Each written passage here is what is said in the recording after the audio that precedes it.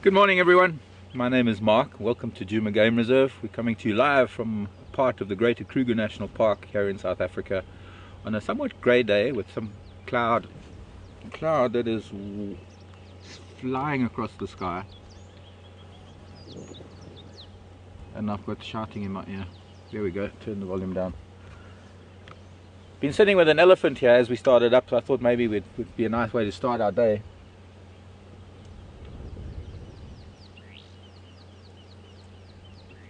An elephant bull. We were very lucky to find an Ellie bull on the way here from Manuleti this morning. Big bull in must, one tusker. I thought it was a one tusker I know from home, but it turned out to be a tusker I've never seen before.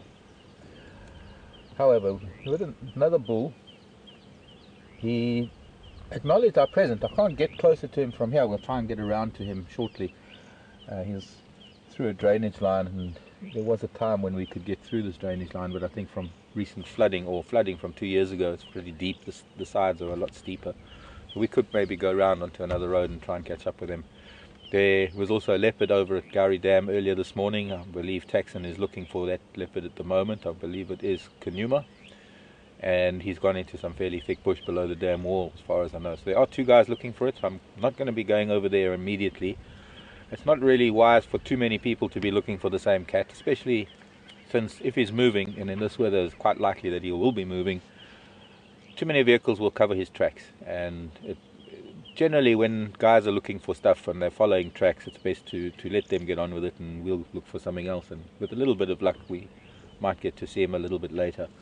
But for the time being, he's being a little bit more obliging. He's turning around a little bit. I don't know if we'll get a better view from this side of the drainage line, but for now I can maybe go a little forward so that we can get in front of these trees, these small trees in front of us.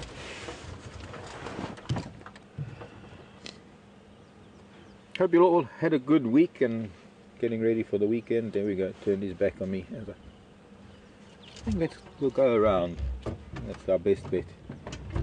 Can't really get to see him much.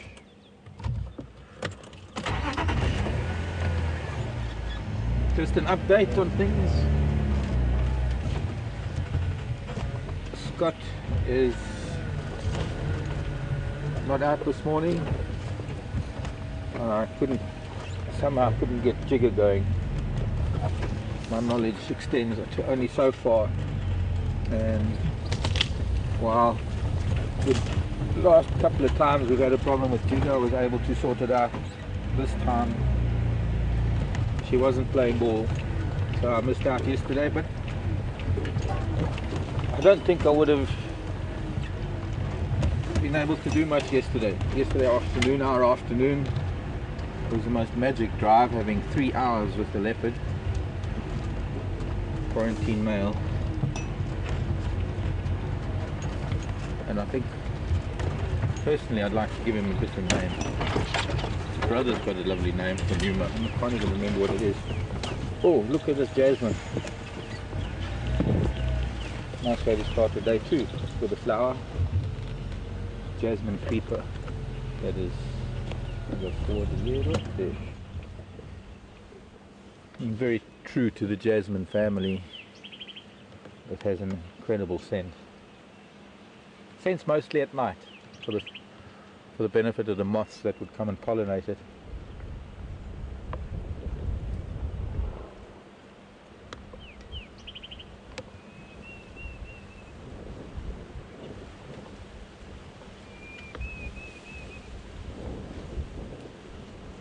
Jasminoides, star jasmine creeper.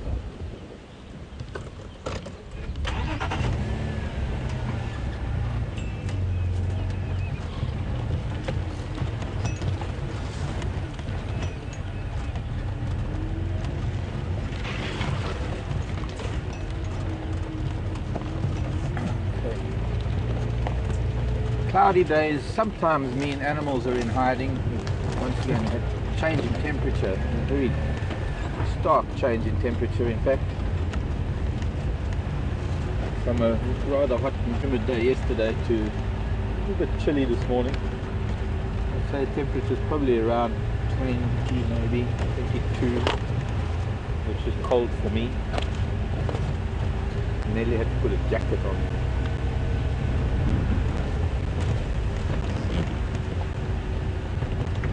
Probably, say, the low 80s maybe.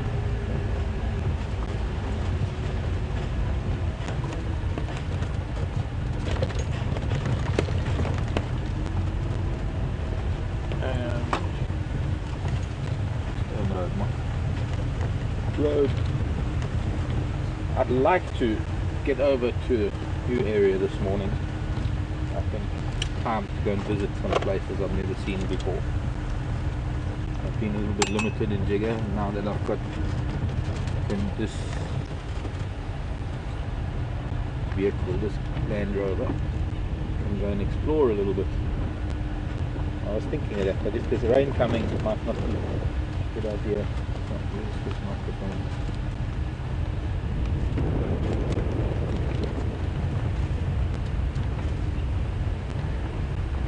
Do a test. Mobile.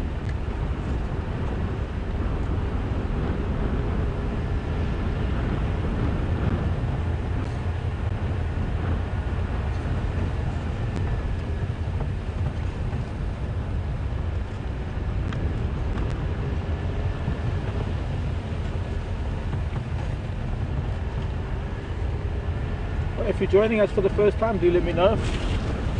Also, it's nice to know what country you're from.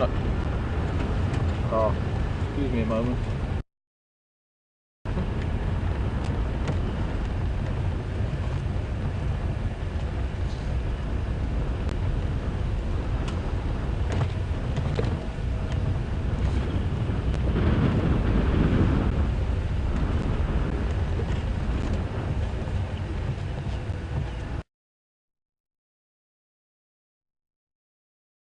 Road.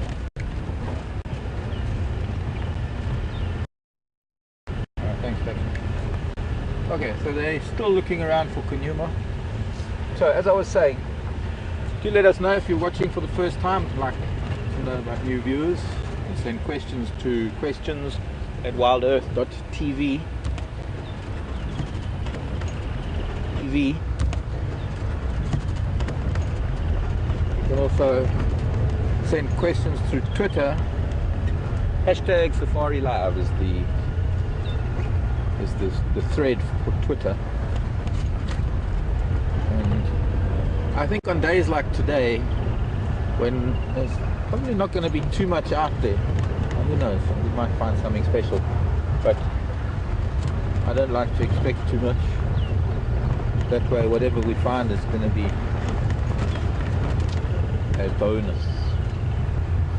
But animals do tend to hide, they do tend to stay in thickets when you get a cold front like this moving through after a hot day, trying to adjust to the temperatures. Of course, if it rains, it will put them deeper in hiding. Works perhaps the other way with cats. Cats can afford to move around in this kind of temperature. It's also fairly good for hunting. A little bit of a wind.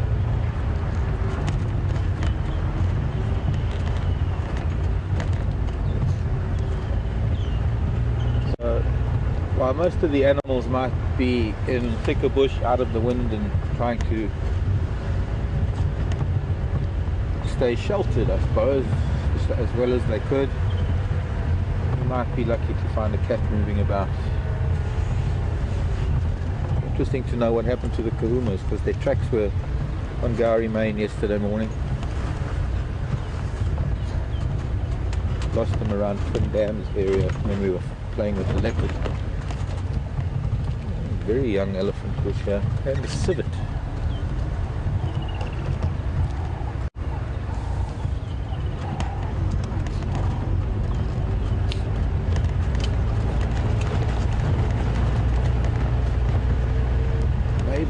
In fact, while we're here, maybe we can go to the hyena den.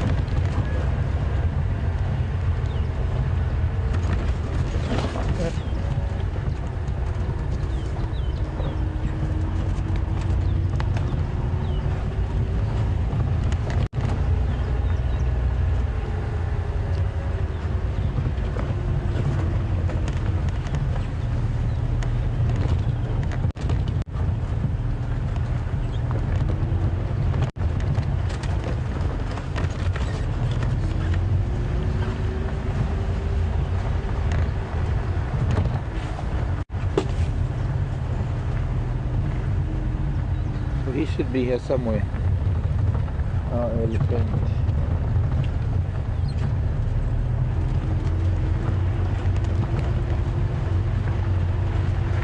A bit thick getting in there.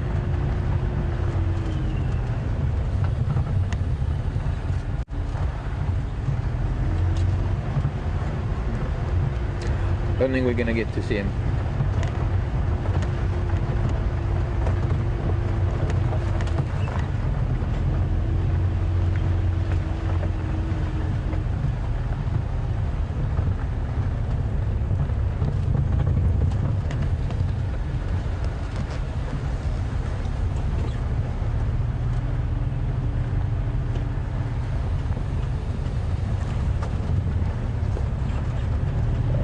Past the hyena, just up towards Zoe's Road, we might be able to see if hyenas are around before they go to sleep, and then come back a little later. He doesn't seem to be moving very fast, so he's browsing. He could spend quite a bit of time within the immediate area. Oh well. Lose one, gain 20. More than 20. Hello children. Hello everybody.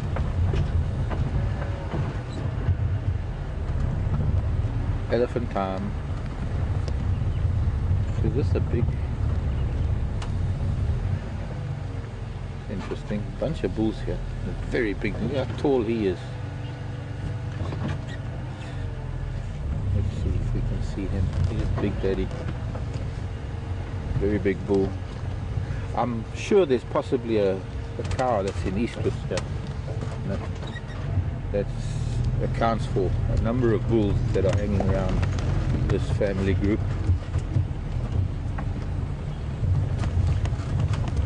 Another big bull.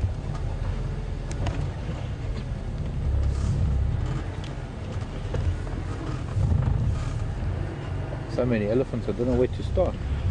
But all we can see at the moment are rumps. Everybody's got their backs to us. I can smell somebody's in must. And we'll just stop here and have a let everybody get used to our presence. It looks like, if you can see this on the left, there's that where this herd is. They're all feeding off branches, fairly big branches that the females have broken off of the marula tree. You can actually see the broken branches up at the top, just above them. The one on the left, just above her. They've pulled down and broken branches so that the calves can get to marula leaves and some of the marula twigs that form part of their diet that they wouldn't ordinarily be able to reach. So what happens is the females bring down a lot of branches, and sometimes they can almost denude a tree of all its lower branches, sometimes all the branches in fact, depending on how many elephant there are. But it's as though the bushes have set a big salad bar, and for the moment these cows seem to feel that they need marula leaves in their diet, and marula, the little branches, they'll chew the bark off some of the smaller branches as well.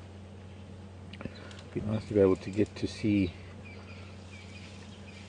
I think if we go back onto the road and we try and get in front of them, we'll be able to see how they're feeding on this marula. Marulas retain a lot of water, in not only in the roots but also the branches can retain quite a bit of moisture. Oh wow, look at him. I wonder who this big boy is right next to me. Jambo Bwana Tembo kubwa sana. Please, oh my, look at him. He's in must, he's in full. You can see his temporal glands dripping, urine dripping down the inside of his legs.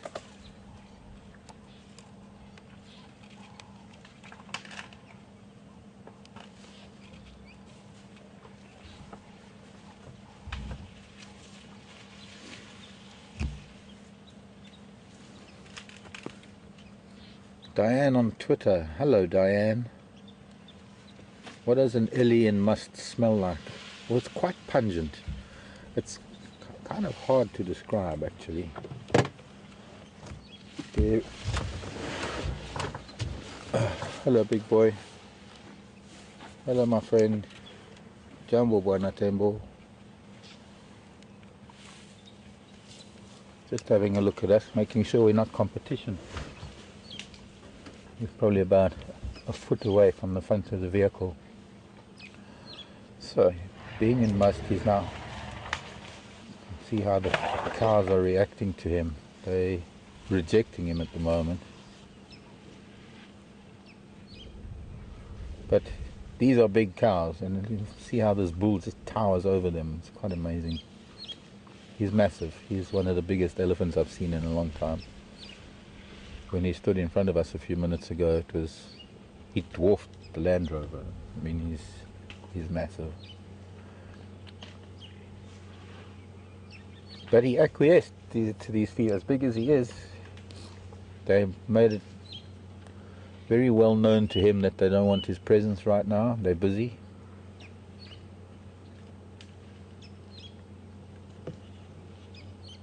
See that cow there? Ooh, can hardly see, but through the gap between the two at their rumps to us, the cow's got a fairly large branch that she's trying to break into smaller pieces so she can... Oh, we can't see her because this other one's in the way.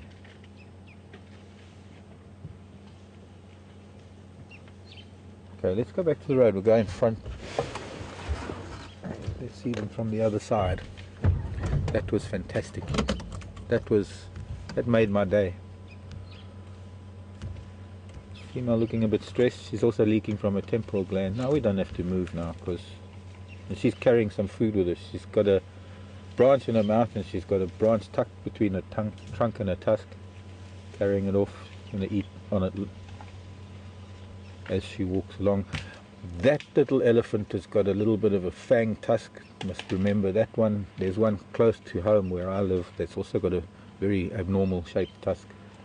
Elephants like that are very easy to recognize and over time.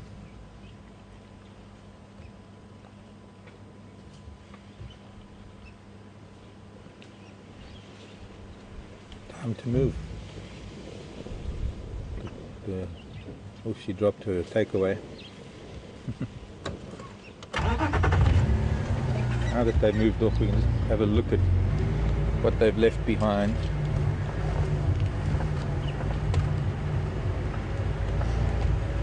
I think the presence of this very big bull has pushed the younger bulls. There are a bunch of younger bulls. They seem to have moved off, most likely because of this very big bull. Now have a look at the size of the branch. Not only the branch up top that I showed you earlier, but you can see another fairly large branch that they've broken and brought down.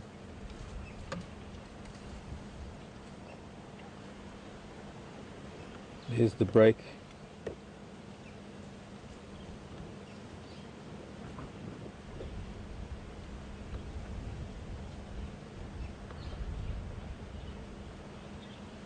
Left a little bit of a mess on the ground. Now they don't eat a lot of marula fruit, or rather marula branches and twigs. Actually, I want to show you something quickly.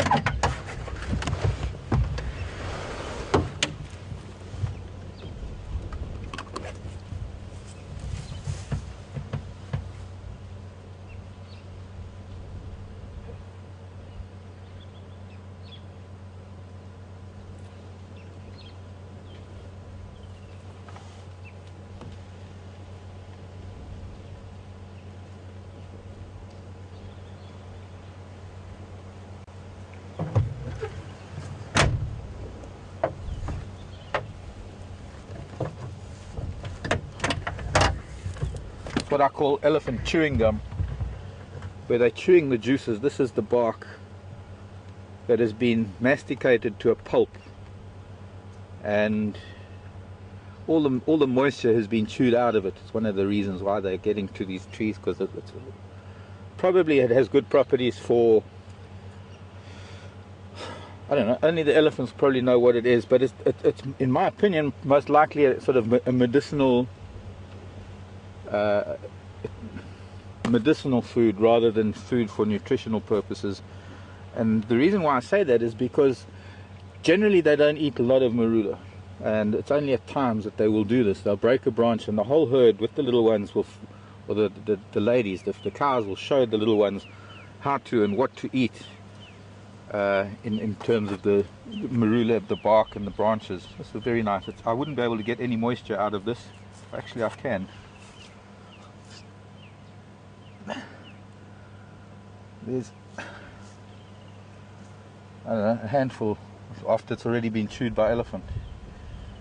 So there's something in this. There's something in the bark, the juice of the bark. Here's a piece of bark from the branch. It's still very, very wet. You can actually get water out of this if you had to. Very, very wet. In fact, it's one of these things that when you're looking for elephants and you find places where they've fed, can give you an idea of the time frame that they've been there because of how much water is left in. So this will dry out fairly quickly, but not so much on a day like today. Bark being a very important aspect of their diet. Let's go and catch up with them.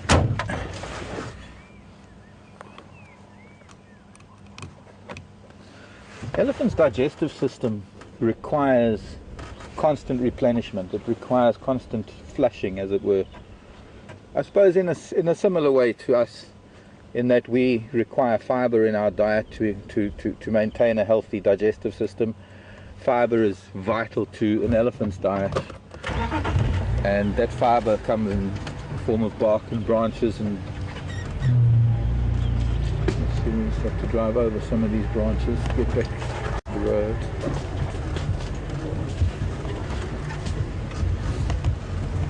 Roots as well, they'll eat roots that give them fiber. And what that does is it pushes all the undigested material out of the gut so that they can make space for more. A single stomach, in fact they have what's called a cecum. They're what we call hindgut digesters, so they almost a fermentation process using bacteria to help break down the cellulose of the plant cells.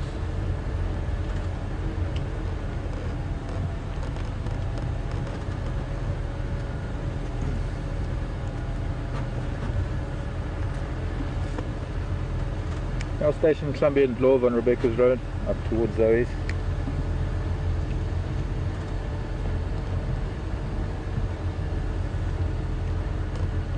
Now, again, bunch of young bulls off to the left.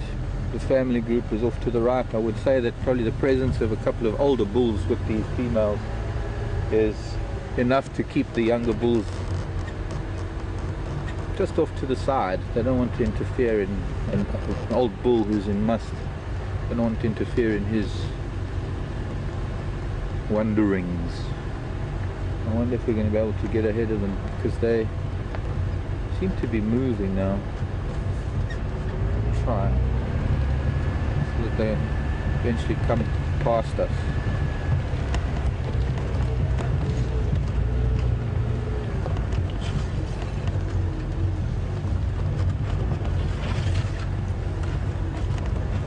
We'll just move with them.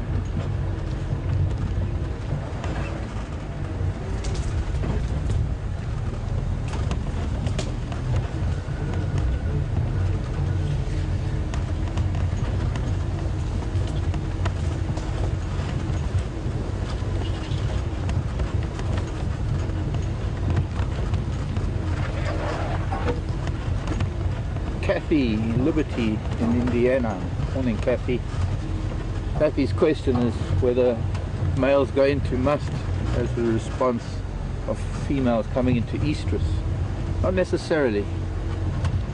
Males come into must independent of the females. They then go and find, they then, I suppose they would communicate with family groups. Oh, they're two little ones having a pinch me, I'll pinch you type of game. The elephant bulls come into must independently, and then they'll go and they will communicate with perhaps matriarchs of different family groups, and then meet up with them, and then I suppose testing urine, testing scents, using the vomeronasal organ called the Jacobson's organ to pick up those female pheromones or estrus pheromones. Hello children. A lovely family this. Probably a couple of family units, more than a couple there.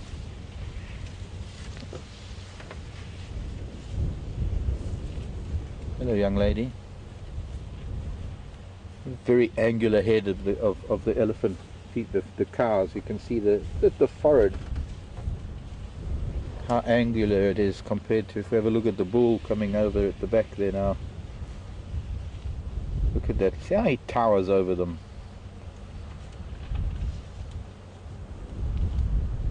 He's like a basketball player of Ellie's. Here's the little skewed tusk Ellie. I need to take a photo of her, because, oh, him, it's not a her. Hers don't have 5 legs. Hey little boy. You got a little bit of a fang going there. A little bit of a deformity by the looks of things, because I can see that the outside edge of his tusk is very weird. Hello, another little boy.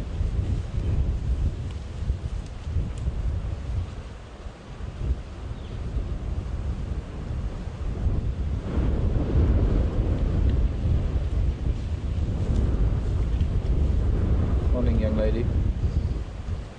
Hello. Hello. Hello.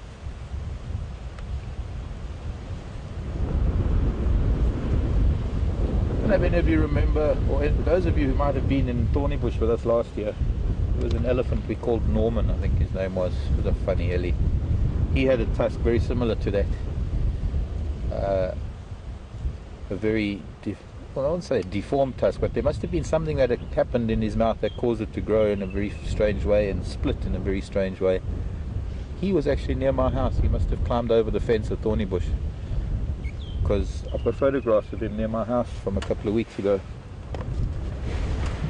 I'd like to say he recognized me, but I feel a bit not really possible. This weather is turning a bit nasty. Still some more young bulls behind us that are tagging along. There's another fairly large bull straight ahead of us, but also following the herd. Could be that there's some estrus females. I've noticed a number of the females are dribbling from their temporal gland, which means that they're probably being stressed out a little bit by all this male attention, all this testosterone running around them or hassling them. When the males are in must, and just to clarify, it's not musk with a K, it's M-U-S-T-H, must.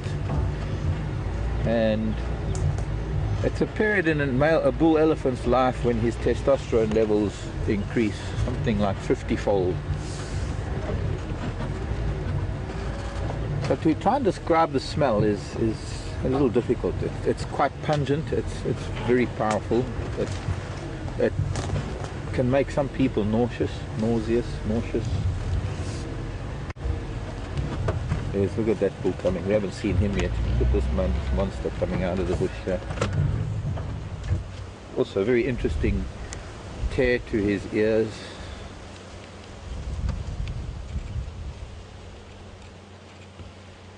Take some ID photos. Oh, look at these boys.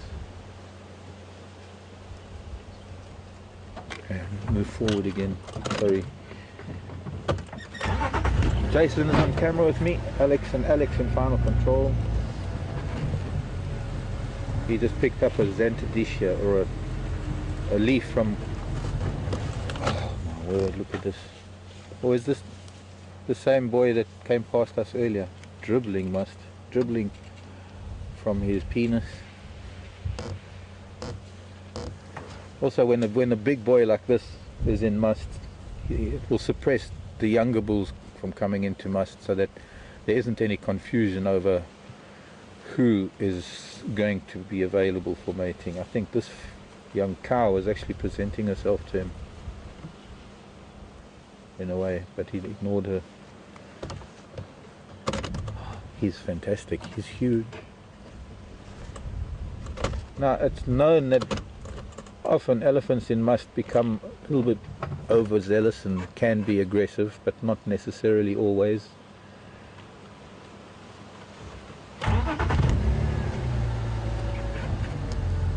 Sorry, ma'am.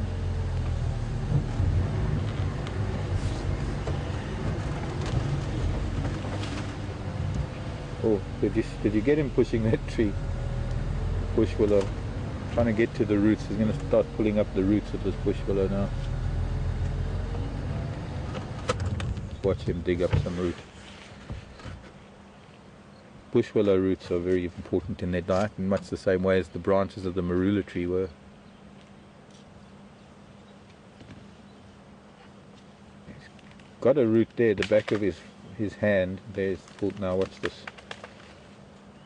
Snap the root. Now he's going to just rip it all out of the ground slowly but surely. There you go. Shake off some sand. All he's going to get off of that root is the bark. He's going to slowly twist it around in his mouth.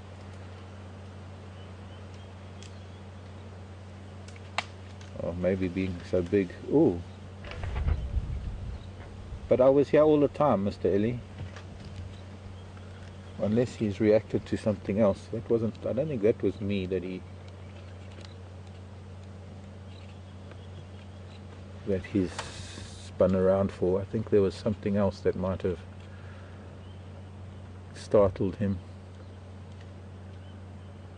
Not really wise to be behind Ellies because they don't have very good eyesight to begin with. So to be behind an elephant, they get a little bit nervous. But he walked past me, so he knew I was here, and I haven't sort of crept up on him. As long as he behaves himself, or as long as I behave myself, I suppose. It's up to me to behave because he is a very big elephant and he is in must. That he's leaning, so he's testing his center of gravity. And he's actually chewing through these roots.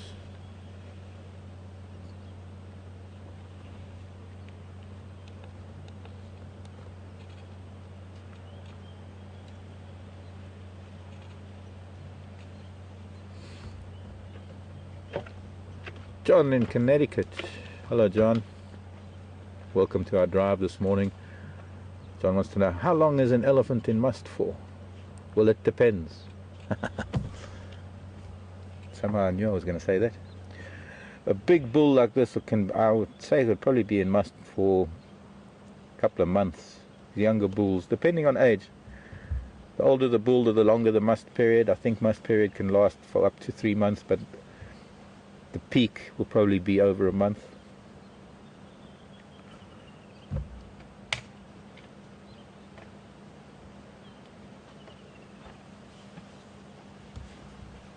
Well, another bush willow. He wants another root.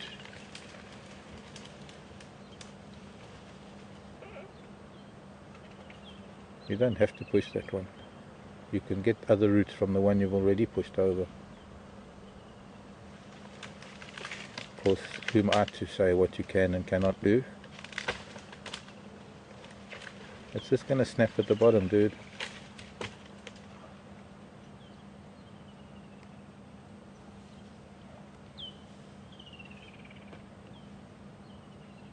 Yeah, let's go back to the other one. There are more roots on that one. Swing it over to the right. Yeah, pull it over this way. There you go. Other side, yeah, there you go. Shova. Shova. Yeah, see, much better. Just use the tree you've already used.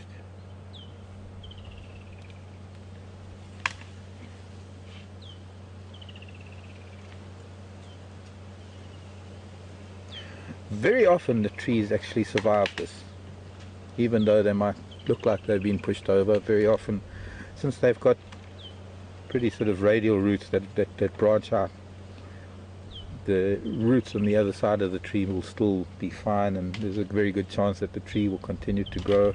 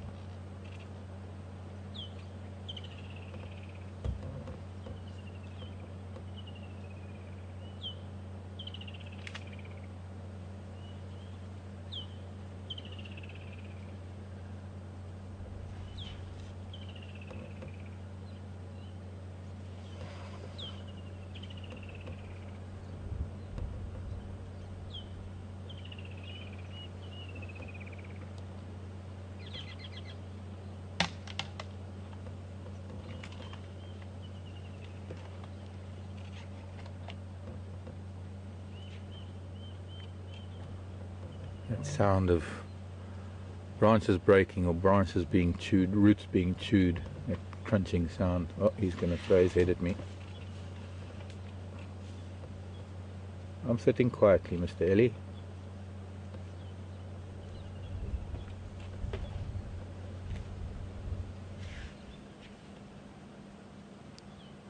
And you're losing the ladies, they're all walking away.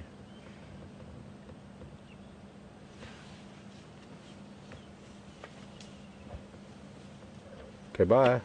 See you later. Thank you for the show.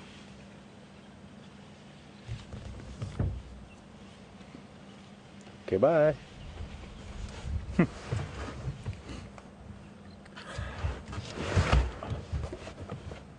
I wish I could teleport you all to feel this moment. I'm hoping that at least some of the excitement and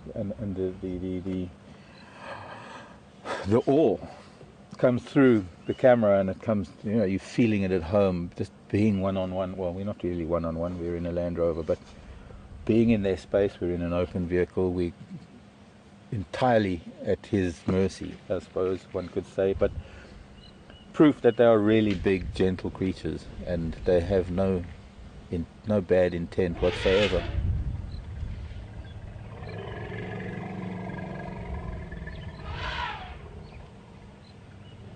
A lot of rumbling. Better go and see what's going on, if we can get through there.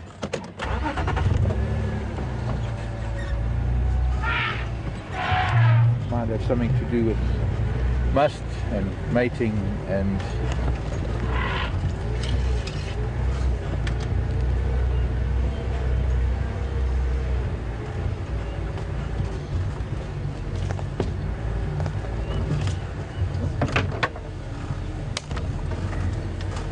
piece of bush willow root.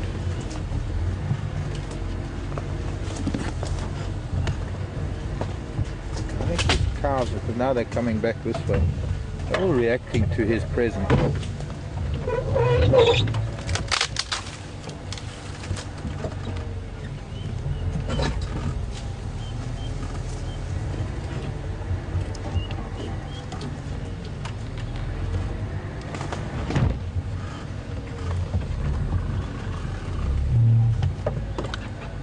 There's something else that's maybe upsetting them. He's wandering through the back of this little family group. You see how these females are sort of corralled around their children. They, a lot of rumbling, a lot of talking going on.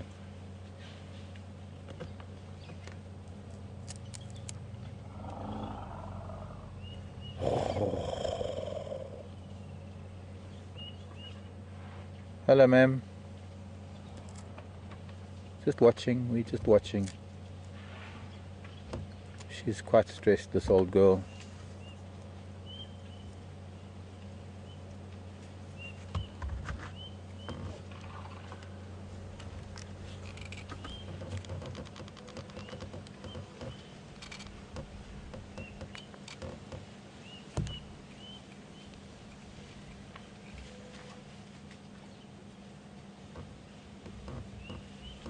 I think it's also got a lot to do with all these little boys running around and the older bulls in must. The females are sort of being, I wouldn't say herded as such, but maybe they're being a little bit hassled. Oh, there goes another marula branch. And she's carrying it with broke off a big branch and she's taking it with her.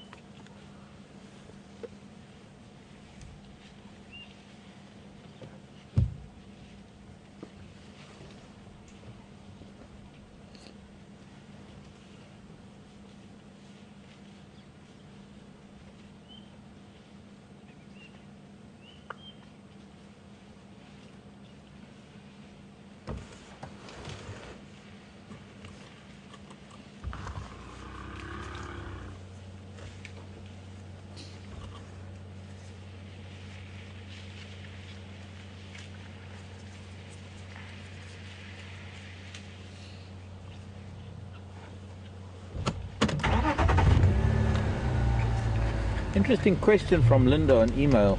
Thanks, Linda. Thanks for the question.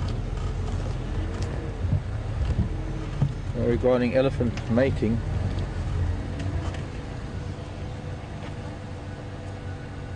Do they mate once and then move on, or do they mate several times like the cats do? Well, I don't know. Hard for me to answer that because I'm not really sure. I'm certainly not. It's not as frequent. It's not like cats. Cats mate over a period of time. But at the same time, I don't think it's only just once that a bull will cover a cow. He might cover. I think he might cover her a couple of times. I really don't know the answer to that, Linda. I'm not sure at all. See where we get out of that. That's the way we came, perhaps.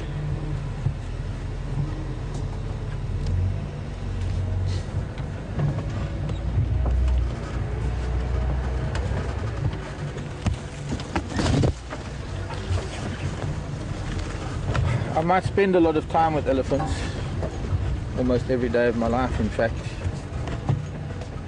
By the way, this bush willow been pushed over a long time ago, still growing quite nicely. One on just to our right. Let's see if we can squeeze through here.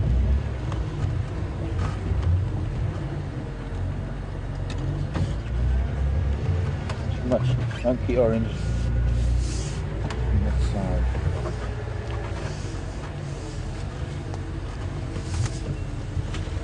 Some of the tree died when it was pushed, but most of it's still alive.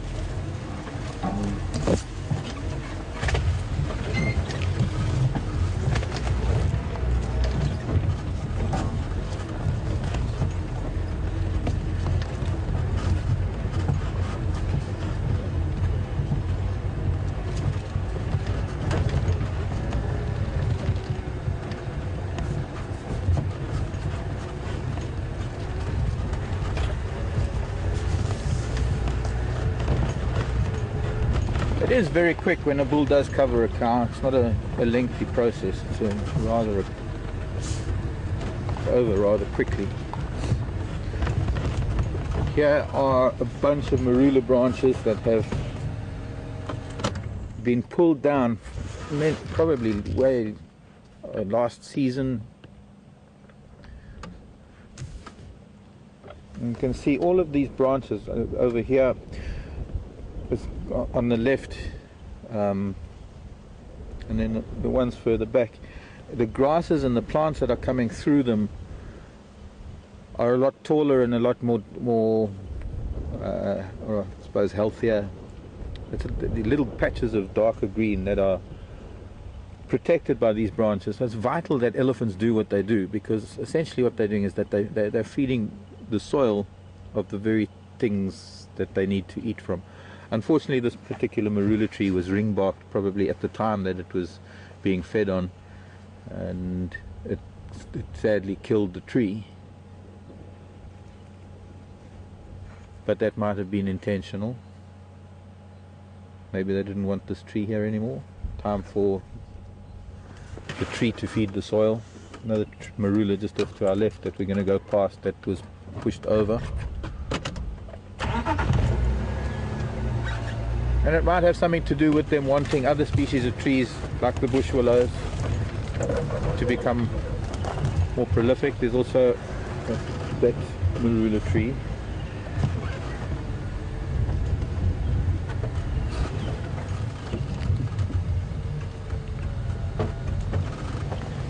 And if we look at the base, or not the base, but the branches, with all the new bush willows and new plants coming up, the branches and the tree itself offering all the protection for this new growth, and a lot easier for things to grow where there are branches to protect them than to grow it out in the open.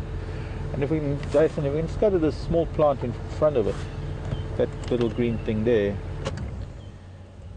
that's the round leaf teak, which is a type of tree. It's a species of tree that elephants farm for their branches. They don't let them get to be trees. They retain, or rather maintain, stands of round leaf teak, at certain heights, and they'll come back to them at certain times of the year just to break the new growth, to chew the bark off of the new growth. And the more they break these little branches, the more the tree recoppices and becomes a shrub as opposed to a tree. And it could be that this is an area they want to turn into a teak forest.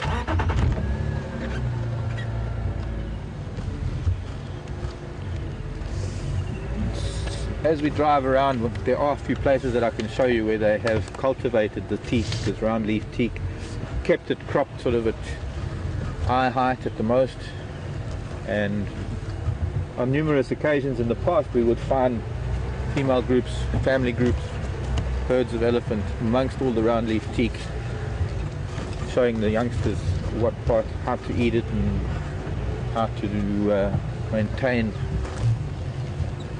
a constant supply of the teak branches.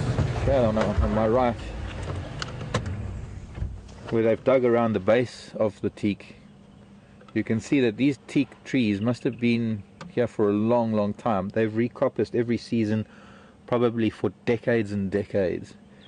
That the elephants will come through here, the same elephants will come through here. It's almost like their vegetable patch. They'll come and utilize the new, towards the end of summer, when these new shoots that are coming up become a lot taller and a lot thicker, they'll come and break them off, and next season some new ones will grow.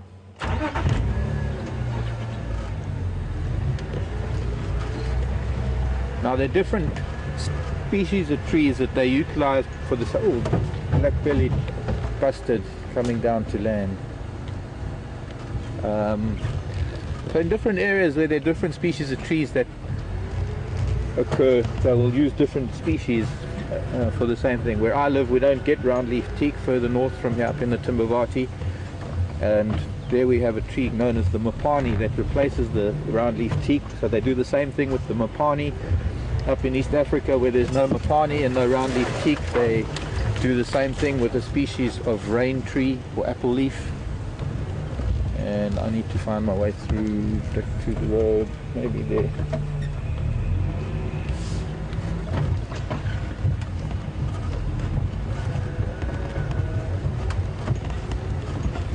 Squeeze through this little gap if we can. No, I don't think so. No, it's going to snap back at us. Yeah.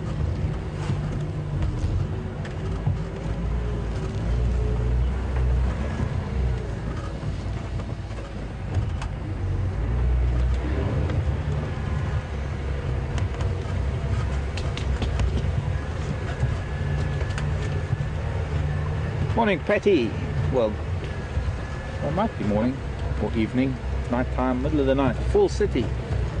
Patty wanting to know if the males are dribbling from their temporal glands when they are mussed, why do the females dribble from their temporal gland? And to my knowledge, Patty, it's mostly through stress, especially when mussed bulls are hassling them the way some of these bulls seem to be hassling these cows. They do stress out a little bit. We heard a lot of trumpeting and rumbling, and that was a result of a lot of interference by the younger or by these bulls.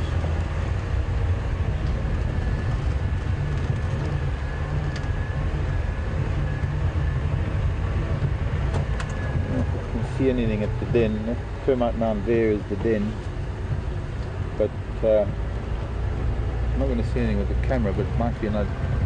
Might be able to see something with the naked eye, whether there are any of the hyenas about.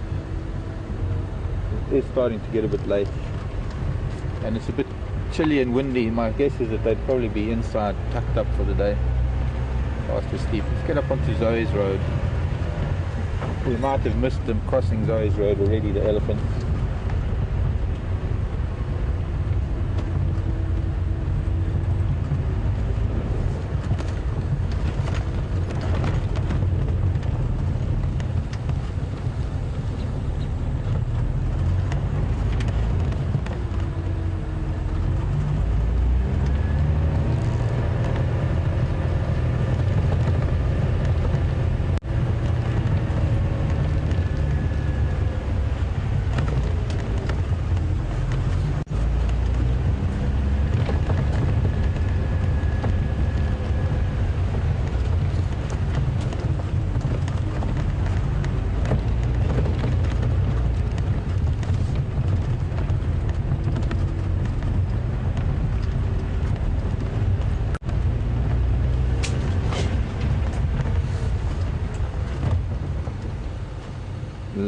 track. And if it's the same leopard that was out on Gowrie Dam. Looks like tracks of a male leopard.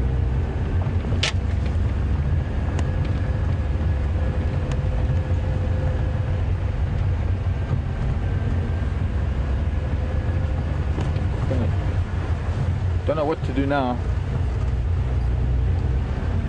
They might have crossed. I'm not seeing any tracks yet. Well, there are a lot of elephant tracks, but I don't know if these are they. But there, 30 elephants just evaporated.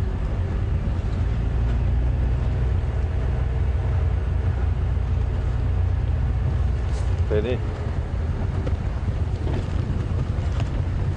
There they are. Crossed the road already. So suddenly they're moving fast. Suddenly they're moving quite quickly.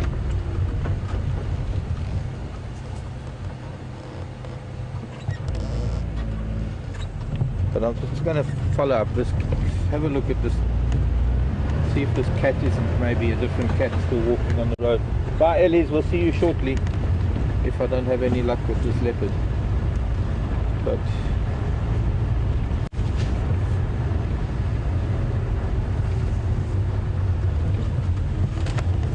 I don't recall seeing this leopard tracks. There were leopard tracks near Voyatella Lodge this morning, which I'm thinking must be the young male Djuma.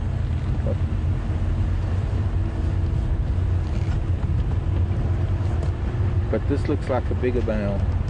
Looks like a different leopard. Could be.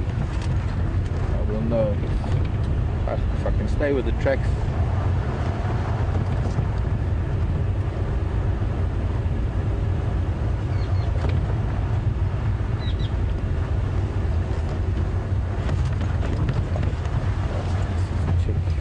Going on. Still tracks on the road, still walking on the road, fairly fresh.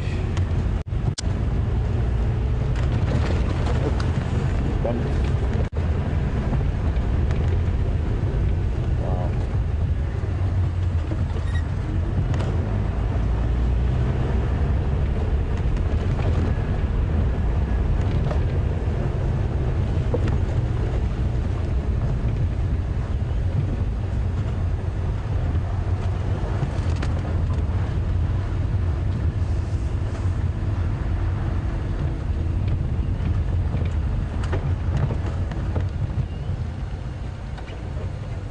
Nothing there, nothing here.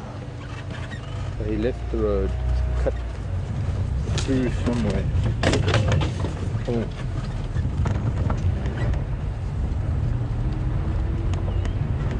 Now I've driven over them and I didn't see which side of the road he went off of the road, unless he just went off for marking his territory.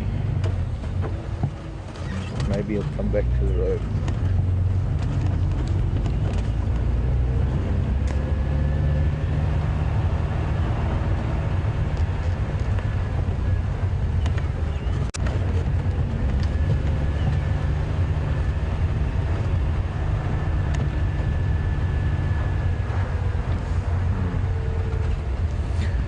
Always a dilemma when there are tracks on the road, because a cat could be walking and it could be a mile ahead of you, it could be a couple of 100 yards, could be just around the next bend. And sometimes I try and preempt it, and instead of following them one by one, try and jump ahead, and as long as they're still there I can keep going. But there always comes this time when all of a sudden there are no longer any tracks, and then you've got to backtrack and see, try and find where he left the road. But what I'm going to do, since he was walking in this direction, I'm going to have a look on the road that runs perpendicular to this, because if he'd maybe cut through either to the north or the south, we'd find some tracks that will verify that. Of course, if he went to towards Quarantine, I'd have to check that road. Let's just check up this way quickly.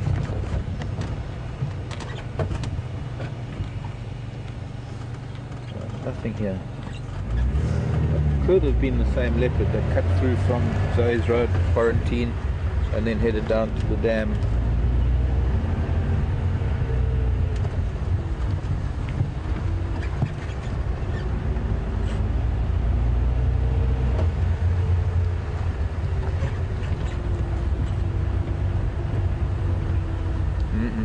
Nothing here.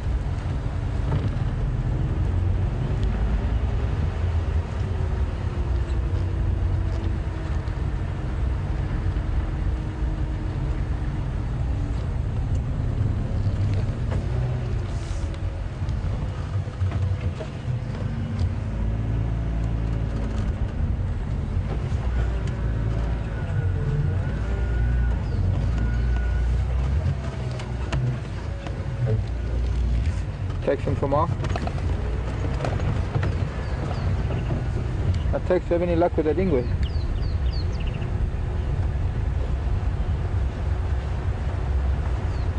Oh, where's that?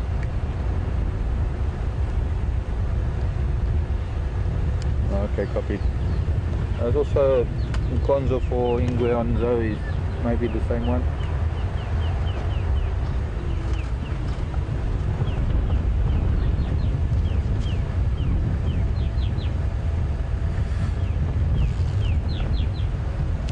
We're not going to get very many male leopards in any particular area. I mean, we're going to have Mvula, who's the father of the two boys, and they're the two boys. So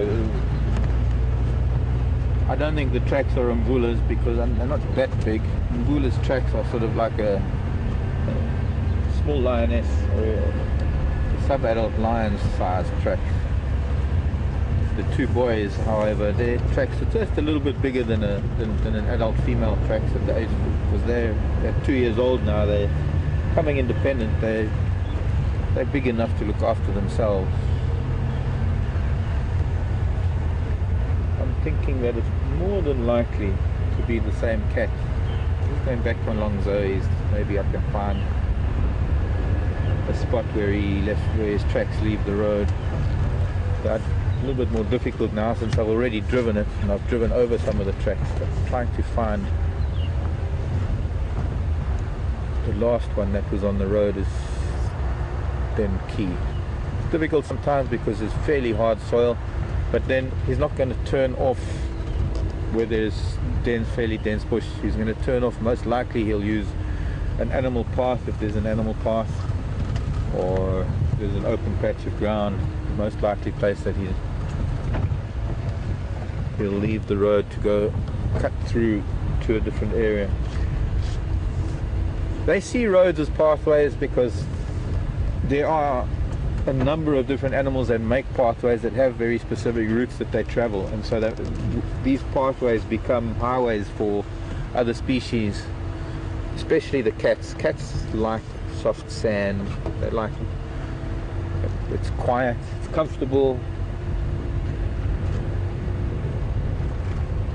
plus it's not so noisy. So because of that, and because of the fact that pathways are a natural thing, they just see our roads like this as, I suppose, double pathways.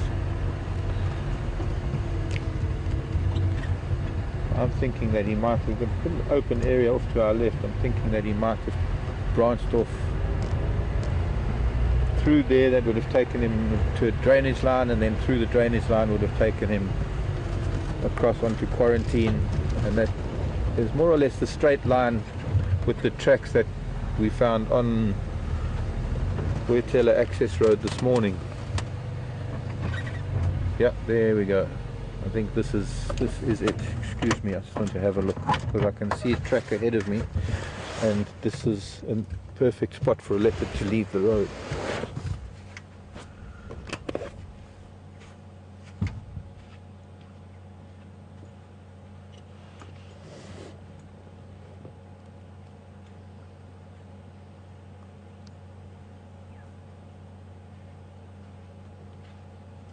Might have gone in here.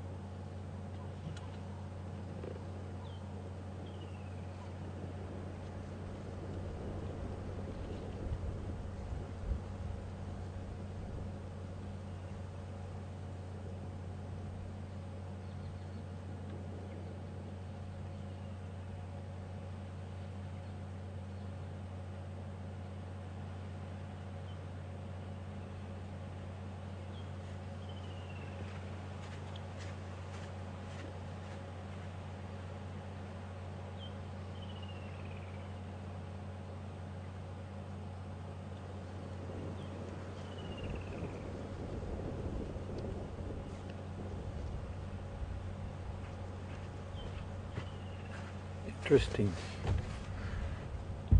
I was sniffing on those leaves just to see if he maybe marked his territory there, because he sort of turns, his tracks in the sand there turn to point back at that bush willow, and then he came across to this side of the road, and it looks like he might have taken a path in through here. So we're actually going to do a thing. We're going to go up to Sandy Patch and around onto Impala Plains. The elephants are heading there anyway, so might be an idea to just go and see if this might be a different leopard. I'm not too sure. Right, let me plug myself in again.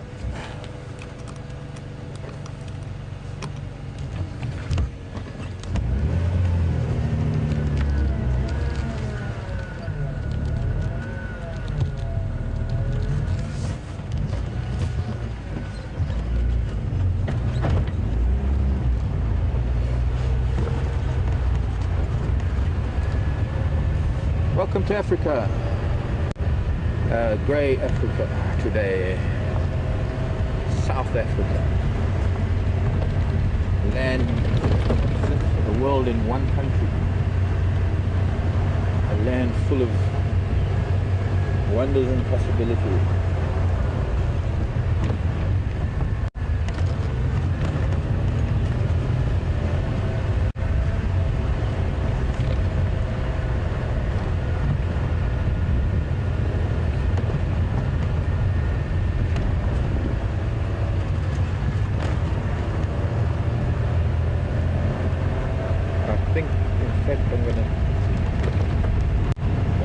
Sandy Patch, I think.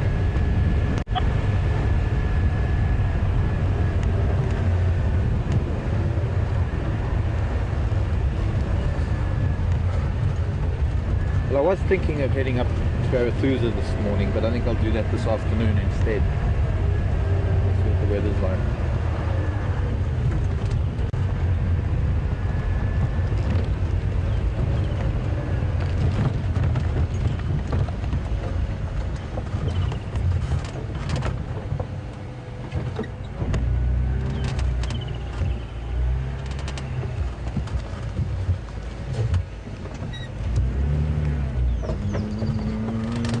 That is hyena.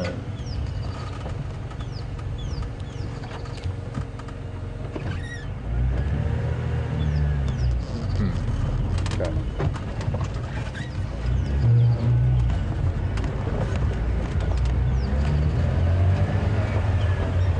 Right.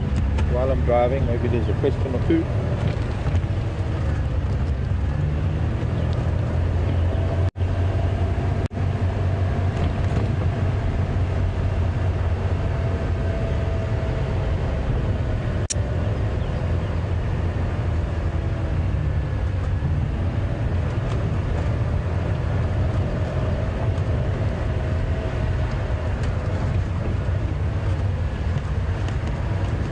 Excuse me, Dove.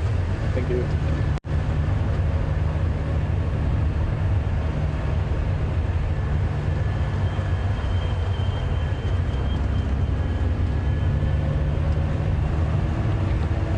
Sandra.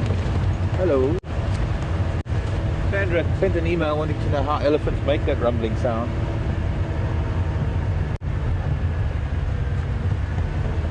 Well, the vocalization that we hear is all sort of the higher frequencies of an elephant, because their lower frequencies are subsonic, they infrasound that we won't hear, but we do. They can be felt. They make the sound much the same way that we make a sound. They have a voice box, so they're bringing air up from the lungs, vibrating the valves of the voice box, and then using their trunk to amplify it as well. But there's something to do with the configuration, or rather the shape of the head and the honeycomb sort of construction of the top of the skull that vibrates. Cavities, nasal, like sinus cavities that they use to make their infrasound.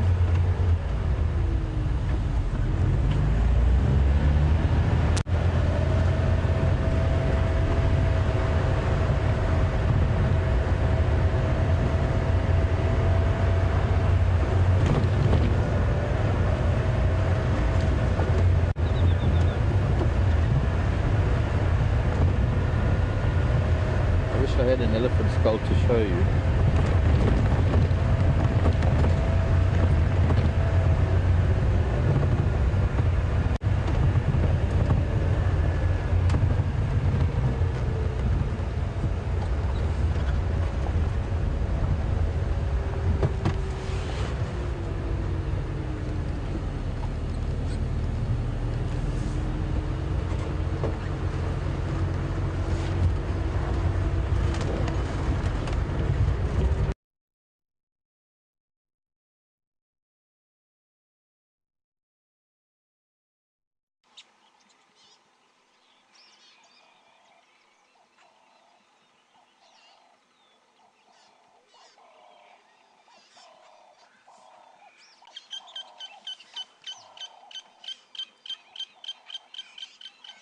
Me, sorry, we all got lost there a little bit in the sense of how to get out of signal range to get back onto this road, back in signal range again. So then Chicago, the question was whether we're in danger or not with big cats around. There's always an element of danger because we're in an open vehicle. The thing is that all these cats have grown up, they've all been born to the presence of vehicles, so they've become accustomed to the vehicles and the behavior of the vehicles. Now, the learning process of young cats is a very intense, or rather a very interesting process, where they have to learn. Different cats have different levels of learning. Leopard, for example, a lot of what a leopard does in life is instinctive, but there are certain things that it has to learn over time, whereas lion have to learn how to hunt cooperatively, and there's also a little bit of instinctive behavior. Cheetah, on the other hand, are pretty much entirely learned in terms of hunting and abilities. And as cubs, when they're growing up, the vehicles and people never form part of that learning process in terms of whether something is a danger or whether something is food. Because I suppose those are the two main concerns for the big cats. And so the vehicles and the people that are part of their lives from time to time, maybe at best we're a little bit of a nuisance from time to time. There was kudu been lying down, getting up and running away, flashing their white tails. So from one aspect, they know that we're not food, and they know that we're not a danger to them because we don't threaten them. So if anything, they can ignore us on those fronts. Occasionally, though, the vehicles become a little bit too close and they invade their space a little bit. Can you get those mongoose on that termite mound through there? If I try and get closer, they're going to probably hide. There. There's some kudu here. Oh, they're already disappearing.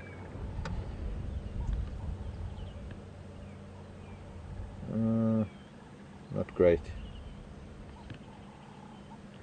Colony of dwarf mongoose living in that dead termitarium, dead termite mound. Let's see if we can get a bit closer to them while I'm listening out for other things. I've had occasion in the past in various different parts of Africa where cats are not as familiar with the vehicles as they might be here in the Sabi Sand, and I've had cats growling, I've had cats charging the vehicle, but they don't really mean any harm. It's just a signal of theirs to stop or to get out of their space, not to come any closer. Sometimes I've had, well, a couple of times in the past, I've had occasion to know leopards that have become very bold with the vehicles, not in an aggressive manner, but in a curious manner. And been one or two incidents of them actually touching humans, and it might be a gentle touch for a cat, but it tears the skin of a human, and that has happened in the past. But if one has to consider the number of vehicles out in all the game lodges in Africa, there aren't really that many incidents of cats being aggressive or causing any harm to people on a vehicle. There have been mistakes that have been made. There was a vehicle once that parked under a tree that a leopard had a kill in, and the guy had parked a little bit too close to the base of the tree, so the leopard was virtually directly above them, and the leopard was a little bit threatened by that because its only avenue of escape would have been down the trunk of the tree, and the leopard jumped into the vehicle to get away. It merely used the vehicle as like a stepping stone, and I think it injured somebody. But generally, if you behave yourself, we're pretty safe. There are times when cats, especially like big male lion, look at you. They're very close, and they come walking past and brush past the vehicle, and they look up at you, and you're sitting in an open vehicle, and all it will really take is for him to not even jump, just to sort of rear up and swipe you with a paw. This is the smallest of the mongoose species, the dwarf mongoose. And it's one of their favorite homes to take over disused termite mounds. Perfect vantage points when they get up in the morning. They spend a lot of time grooming and toileting around the termite mound before they venture off foraging for insects for the rest of the day.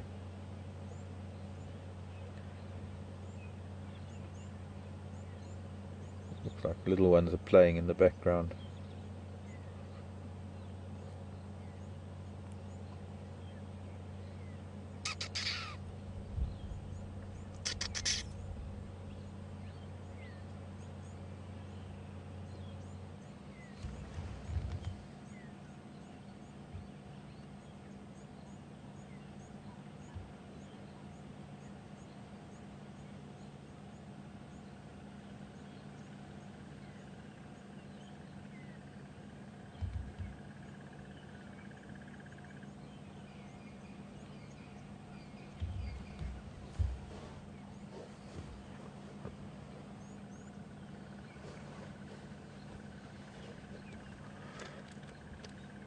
Morning, Matt in California, wanting to know if mongoose are related to meerkats. That's more the other way around. Meerkats are related to, well, they are mongoose family. They belong to the family known as Viveridae, the viverids, and they're merely the meerkats are, that's just another species of mongoose. We don't get them here. They occur in the more drier western regions of the country. This is about it's the smallest and one of only two social species of mongoose that we have here, other than the meerkat, which is another social species. But we get several species of mongoose that are solitary or live in a smaller sort of family unit than a group, a family, like the dwarf that we have here, or the banded mongoose.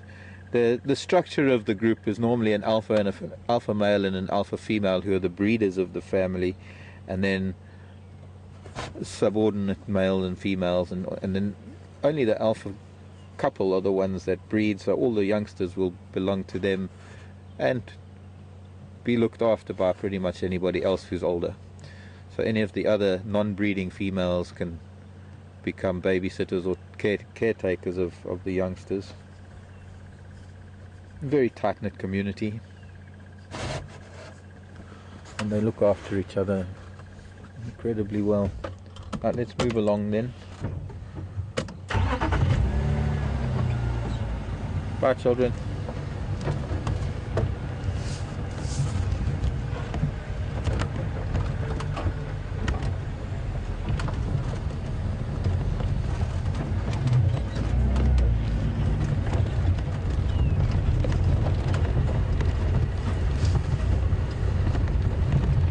Elephant has come through already, or they're still in this big block off to our left, somewhere in there. No sign of the cat, so it might very well be the same one that went down to Gari Dam, to the waterhole, Djuma waterhole.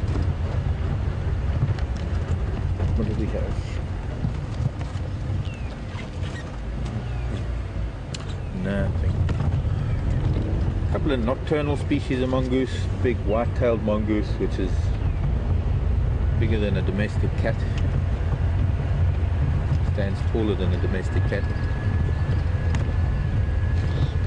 There's also the smaller slender mongoose that we get here. It's more of a solitary species.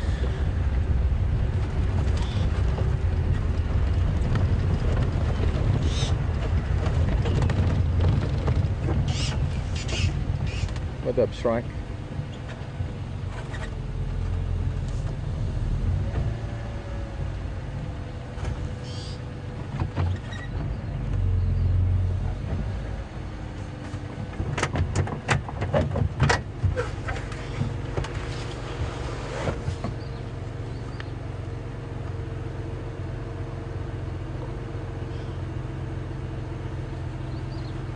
Thought this might have been maybe a fragment of tusk, but it's not. It's just a piece of bone.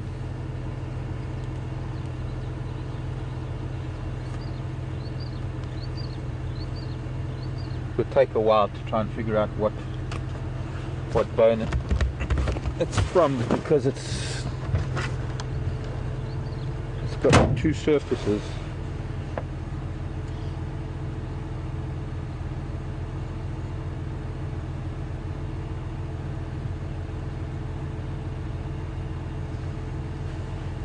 Scapula maybe from a shoulder blade. There aren't many parts of an animal that would have been this big with bone this dense that the bone would be about that thick. Okay, well, that is how thick this section of bone is. So I'm guessing that this is probably sort of towards the flattened part of a shoulder blade of something, maybe the likes of, well, a giraffe or something big. Been chewed on quite a bit over the years.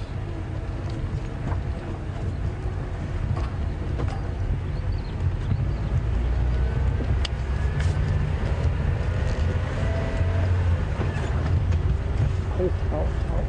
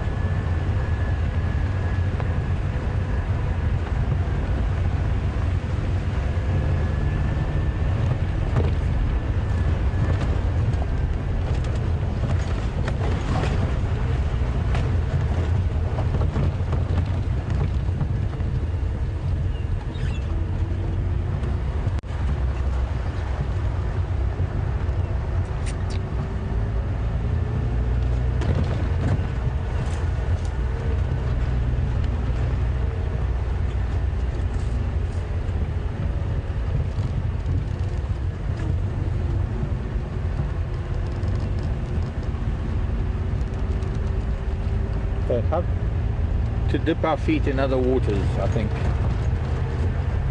Now, an area I've never been in, and an area that I'm dying to see, decided we're going to go there after all. But now you'll have to bear with me, because having never been there before, I don't know any of the roads.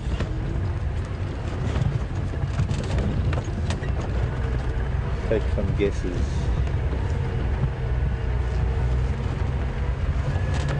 It's a challenge because there's no sun. Oh, hello Ellie. Is this where you all came to? Here he is. This is the big musk bull that we were with earlier. So the whole herd must have come through here.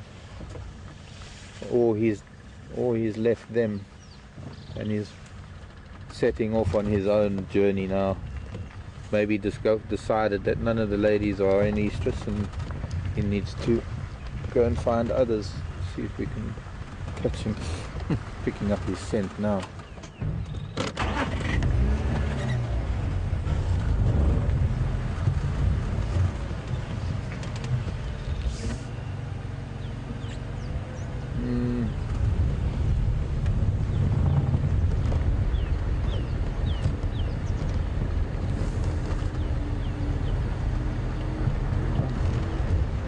guess we can try from this angle. It's just behind this termite mound and not a very clear view of him. A little forward, doesn't make any difference.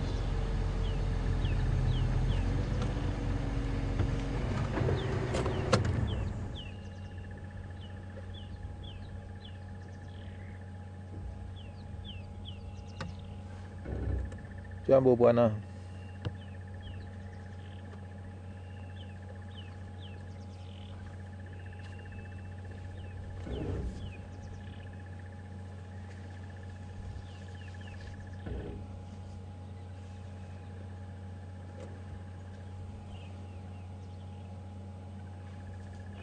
Let me go back now a little bit.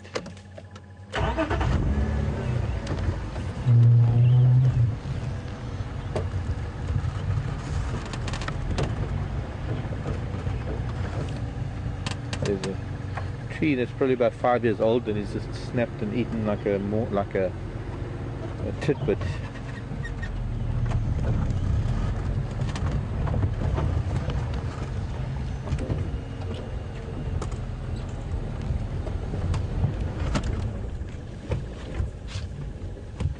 Hello, big boy.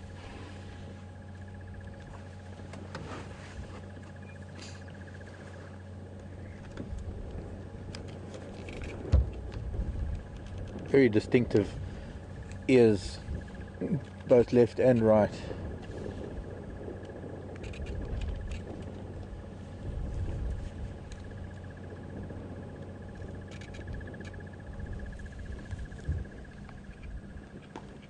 A very distinctive big V notch in his right ear.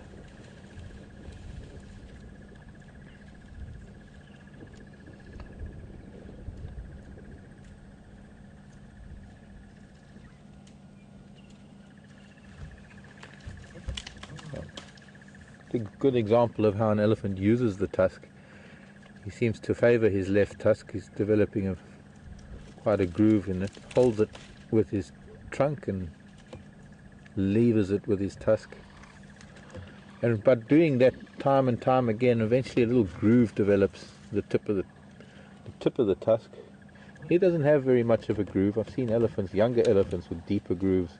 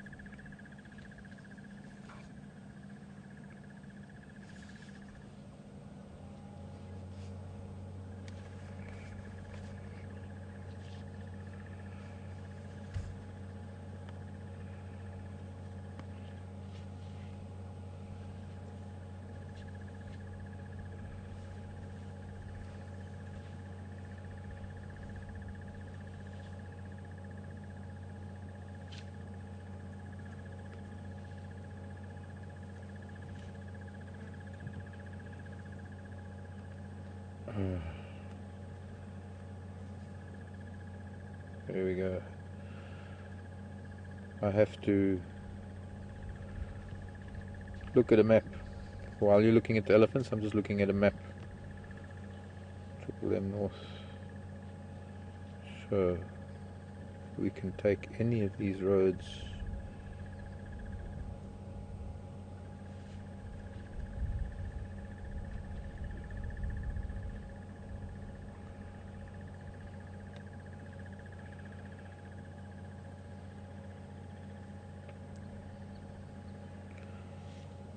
We go that way. Goodbye, Ellie. We could follow him if we wanted to. We're allowed there now. But I'm going to head further north, or rather further south. We've had some wonderful time with him. Let's go see what we can find on a patch of Arathusa to see how well we do. Bye, Boyki. Nice to have met you.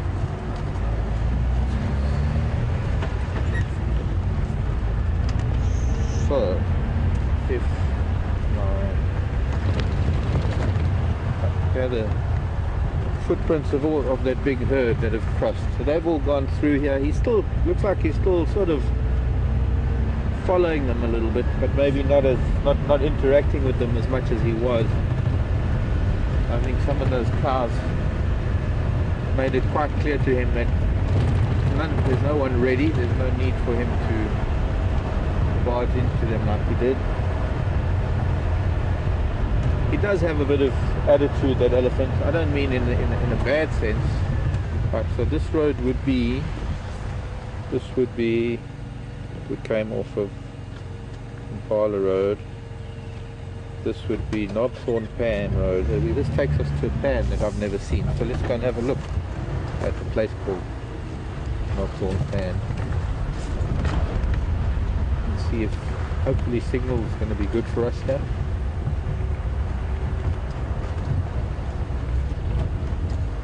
That means that road, yeah, the road splits like that, so we're going to take the southern part of the split.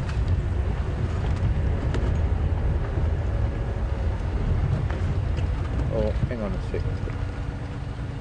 It's supposed to be a pan here somewhere. Let's take this and we'll come back to the southern split. Knobthorne Pan is supposed to be here somewhere. Maybe that's it. There's a Knobthorne there. If I take this road, we'll get another one that goes back up to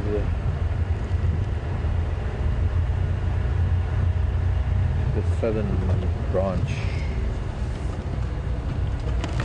New territory for me.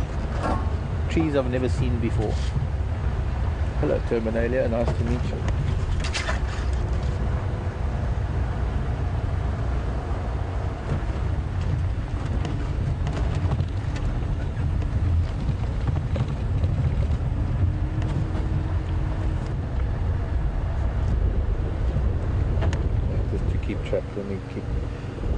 Wonderful having electronic devices that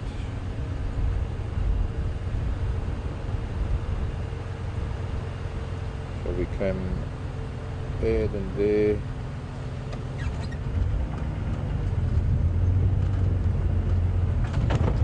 Oh, the blue dot isn't Knobthorne Pan. The blue dot is me. The blue dot is showing where I am. That's even more impressive. That's easy to do. I don't even have to guess. Normally I'd use a piece of paper as a hard copy of a map.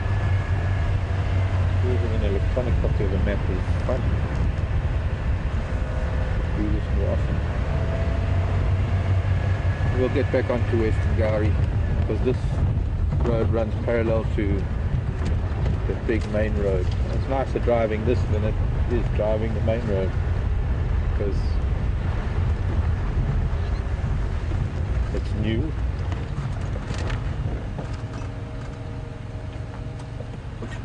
Oh, okay. I might have to get back to Gowrie because I can't hear Alex very well.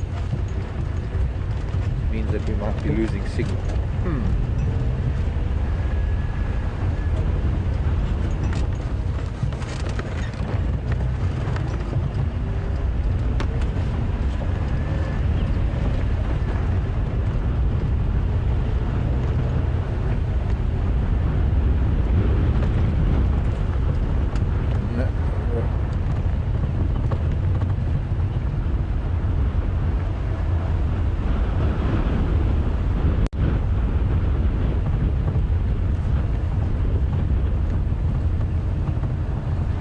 Reading you sort of 1 out of 5. I think the question is, what is a pan?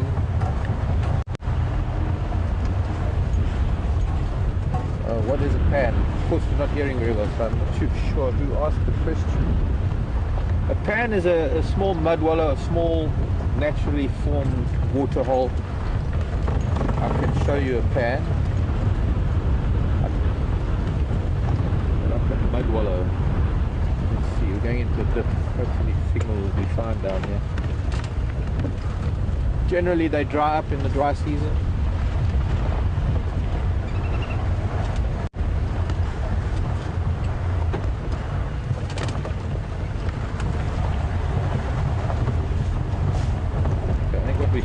I think what we need to do is go back to Triple M, get back onto Western Gari, let's go down to Gari Dam, let's step around, see if we can find any signs of... Oh, hello children. Fleas. Hello fleas.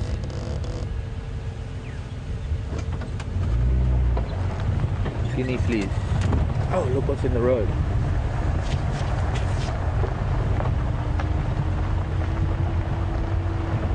Crossing into Western Gari. Getting irritated by oxpeckers.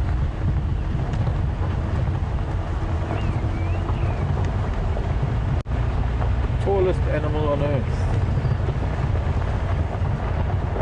2, 3, 4. Journey of giraffe.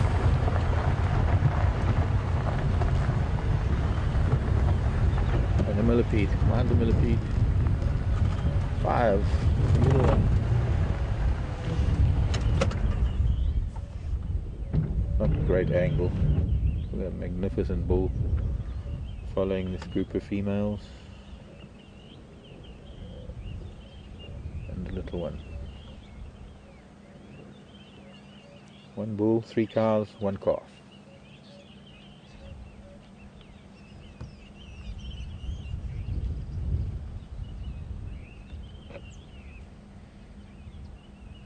Look at the difference in the patterns on the bull and the cow on the left of your screen right now. Bulls do tend to be darker, and they do tend to darken with age, but it's not a hard and fast rule really. It's just sort of generalization. But I'd like you to have a look at the differences in patterns. The female on the left has got a very, very clear, defined edge to her, I suppose we could call them spots, as opposed to the second on the right. That female is a little bit darker than the others, and there we can see now that they're together, almost. Male is, there's the behind the bushes. If I'm going to just roll forward there, Jason, we can, no, we don't need to now.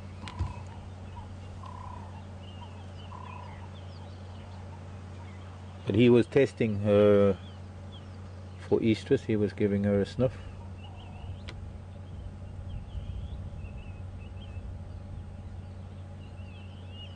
Each giraffe as distinctive as each and every individual zebra, very much like everything else on the planet. Every single animal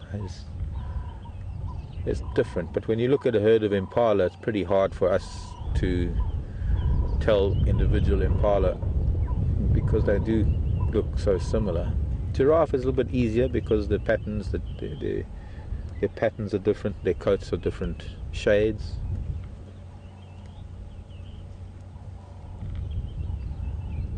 No two can ever be the same. I had a question about giraffe twins a little while ago, and I wasn't sure if they had ever been born, and I had an answer from one of our viewers who loves giraffe, heart giraffe, that was telling me that there have been twins born in zoos, but normally the mother rejects one of them. See, in the wild, in the wild it would be detrimental to all three to have twins. He's trying to mount one of those cows. Let's try and get around onto Gari Main. Sorry, I'm moving while you zoomed in. I need to learn to wait until the cameraman's ready. Gravity drive.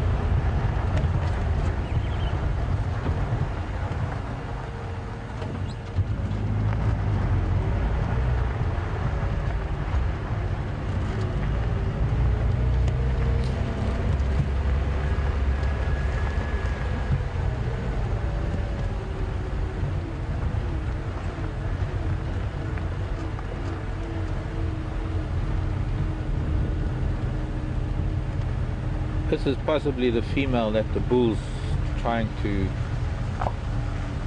seduce, and she doesn't want any part of it, but he's following her like a puppy dog.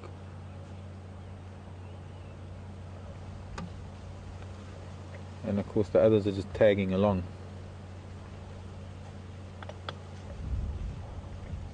Hello, man.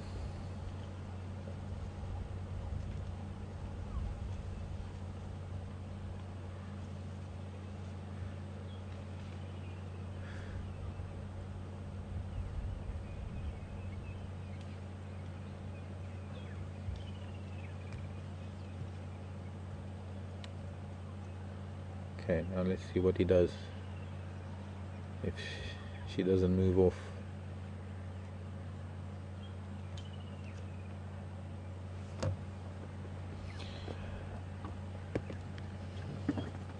Now reading you about 4 out of 5.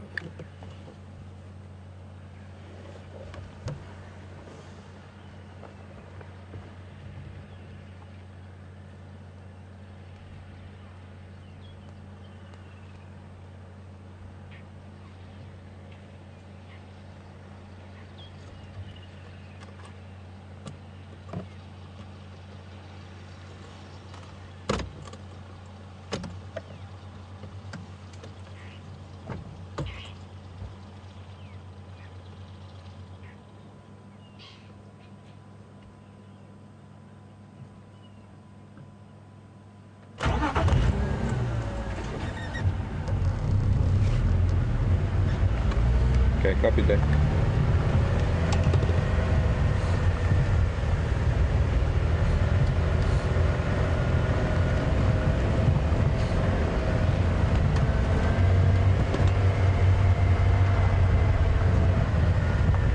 Good idea. Hello, giraffes. Oh, shit. Very good. Good, good. Thank you, guys. Oh, yeah. Okay, yeah. See you later. Thanks.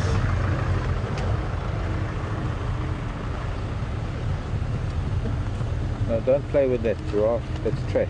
Look at it. She's looking. Must have fallen off a truck. Some cardboard. She's a little bit wary of it. She's a little bit scared of it.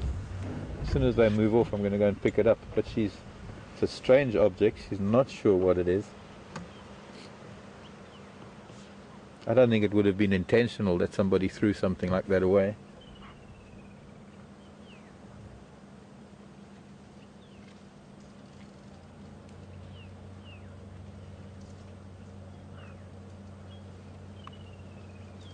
Stand on it. Kick it with your feet.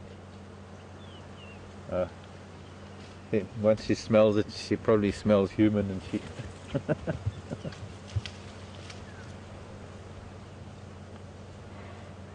That was all because of the bull that she did a little trot like that, I think. No, it's all about this cardboard. She's snorting at it. She's huffing and puffing. I don't know if you can hear her, but she's sort of one of the sounds that giraffe make. They don't make many sounds. They don't have a very well developed vocal cord. But she's trying to get a reaction out of the cardboard. I've got to go forward. See how her ears are pointing forward like that. Very puzzled at this strange thing. Yeah, she just did a little grumble.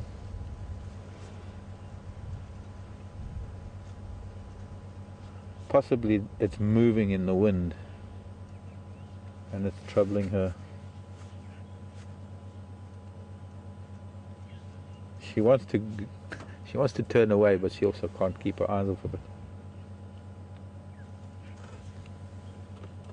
I can't see her head. Let me go forward there, Jason. Oh, she's going to move.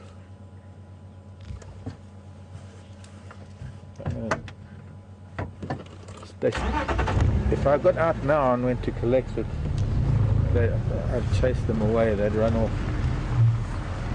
But what I can do is I can I can do this.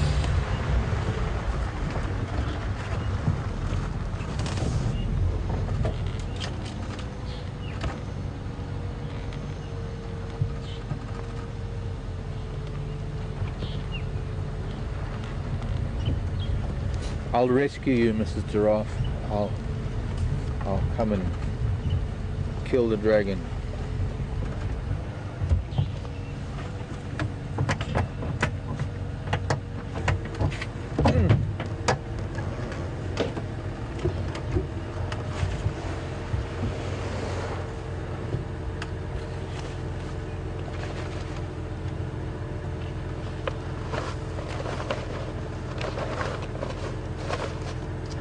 Been here a long time.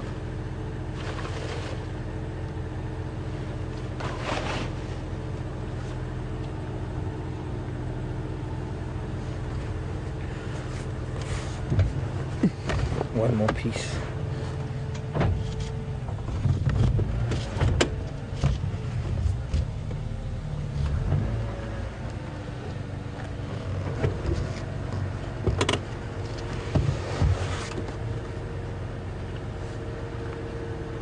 I must tell you a story about a box, hyena in a box, one of these days.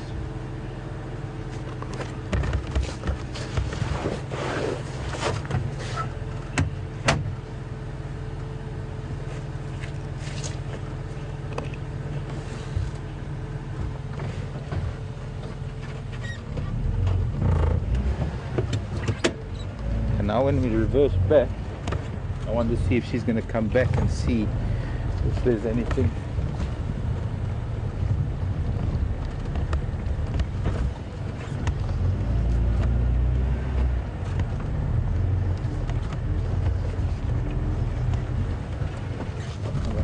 See if she comes back to have a look at it.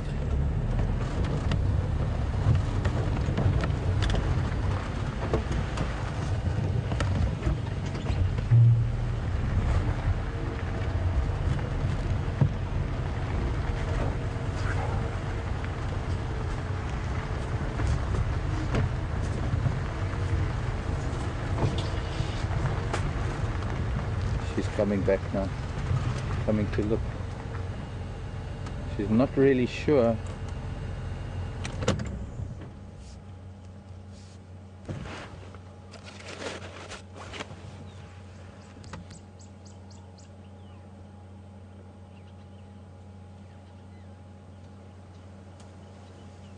Come and see, it's gone.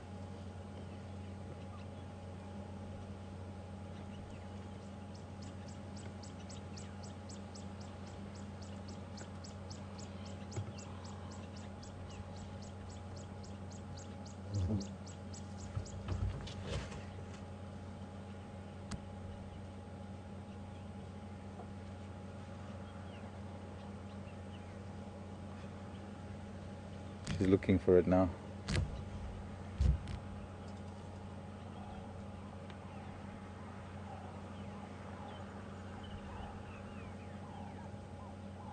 The bull behind her isn't as interested as I thought he was.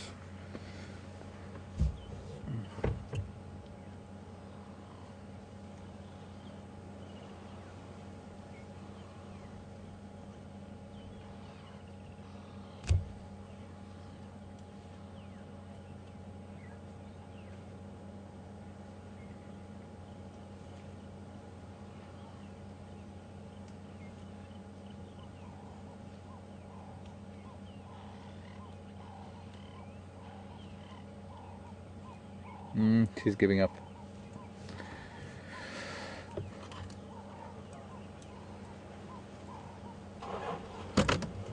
I don't think she's giving up. It looks like she's still a little interested. I'm not too sure where it's gone.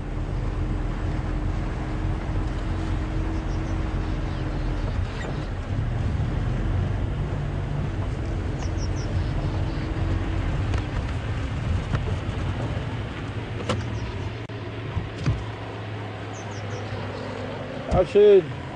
John. Komm, John. Bukid. Bukid. Morning all. Hi.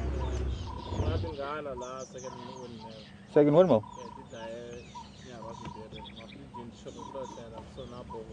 Okay, thanks. I don't know, hopefully I can broadcast from there. Yeah. Just follow the road, the one of them jumped around and started broadcasting. And has been stung by the scorpion, I think it's going to be okay. We've had very close encounters with lions. Today is in... Right next. Oh yeah? Yeah. But One. do you drive EP? No, we don't go to EP. Yeah, there's four Manchingas there. Really? Yeah. Well, maybe they can come this side for me this afternoon. Yeah. No, it's been an amazing morning. Yeah. We just had an interesting thing with this little girl, this female giraffe. This cardboard was lying in the bush over there, and she was very wary of it. And so I went in to pick it up, and she's now looking for it. Okay, so she wanted maybe to... Well, I don't know, maybe she didn't know what it was. She bent down to smell it, and then she got a fright. Yeah. And then when I took it away, she's been looking for it. Second windmill, you say? Yeah, second windmill, it's just, you can take it from Safari open area, Safari open area. Yeah. I'd love to try. If you come from a dam wall, Yeah. past the first road that goes left, and the second one goes west. Yeah, there I see first windmill, second windmill, yeah. I'd love to try, but maybe I'll give it a bash this afternoon. Is that the teenage lion? Yeah, but the other one's I can give it a try. I didn't see the other two. Yeah. Maybe the other big male lions killed them.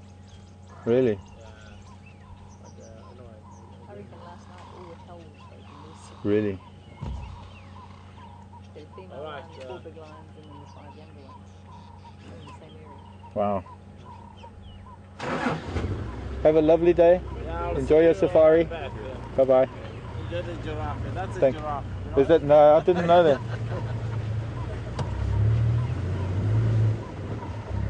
This must be Mom, because I can see she's lactating. This one that's just walked past us now. She's very heavy in milk. And there comes little one. Only a few months old.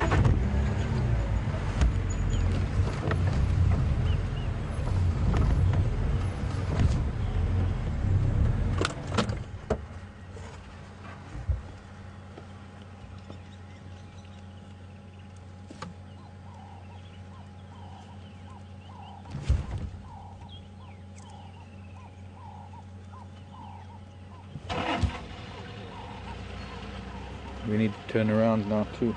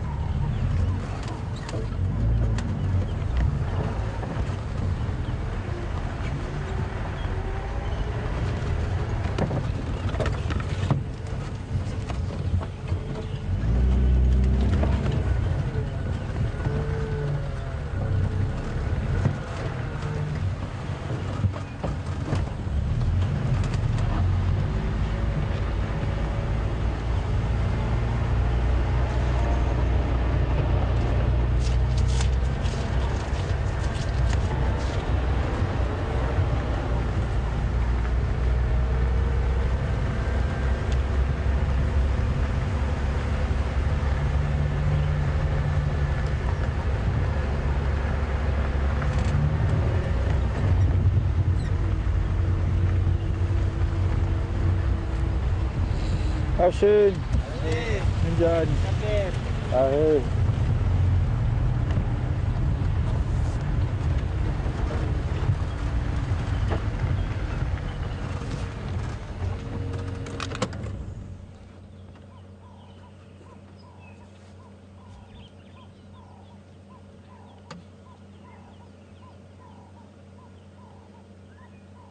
Work harder, work harder.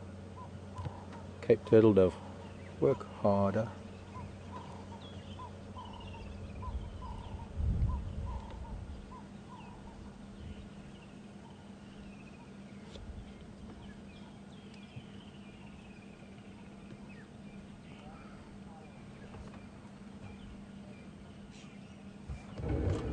Okay.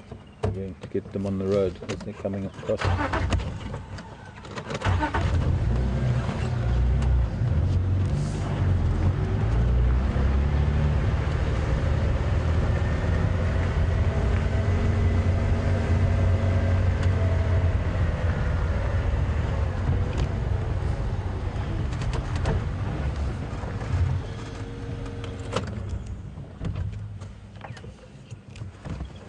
I have to spend some time with Giraffe. Yeah, this is Mama. You looking for your cardboard? That's gone.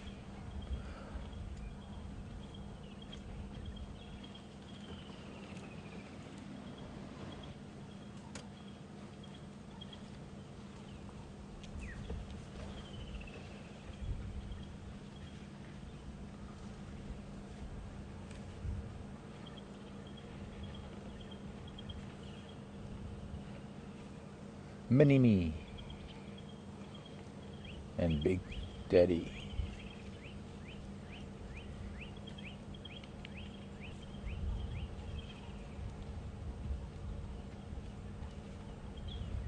And there the impala, give you a bit of a scale. Impala perhaps the size of a bit bigger, a bit taller than a German Shepherd, I'd say.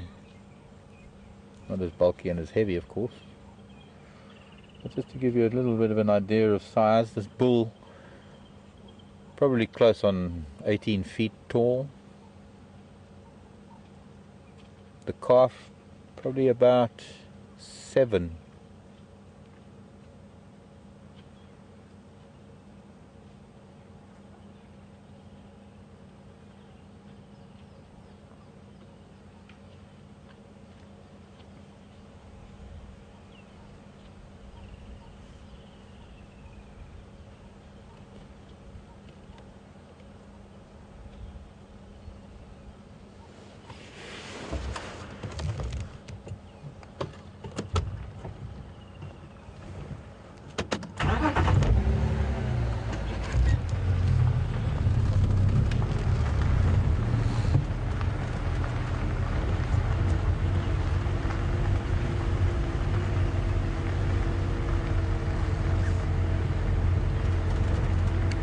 Radio's a bit bad here. I only got Winnipeg.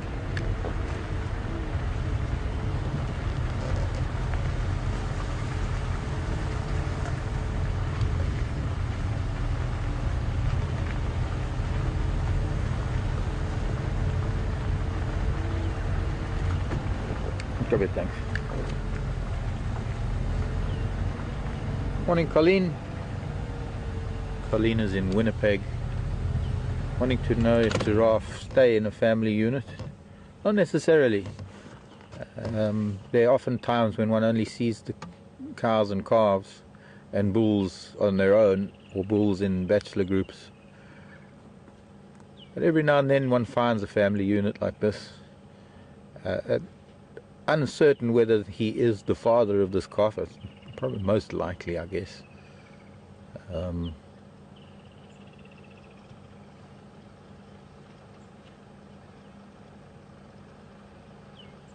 all those different patterns.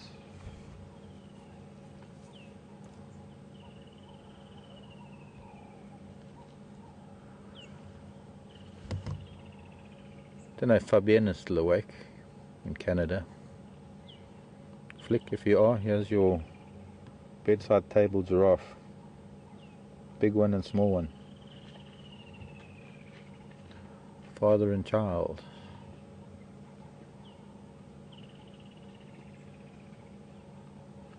Tell you about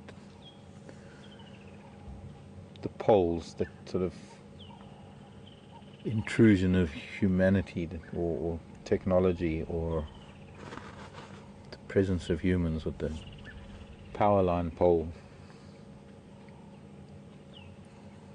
Single phase electricity that's brought into the reserve to run the lodges.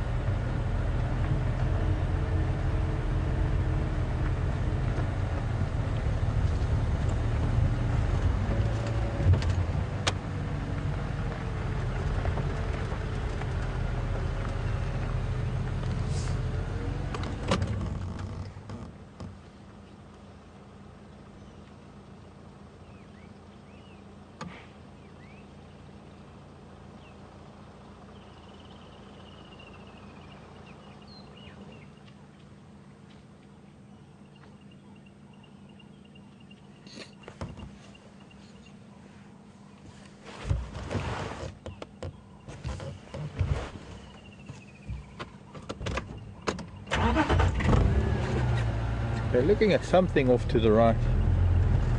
There could be either giraffe or something of interest to them. Difficult for me to make out what it is.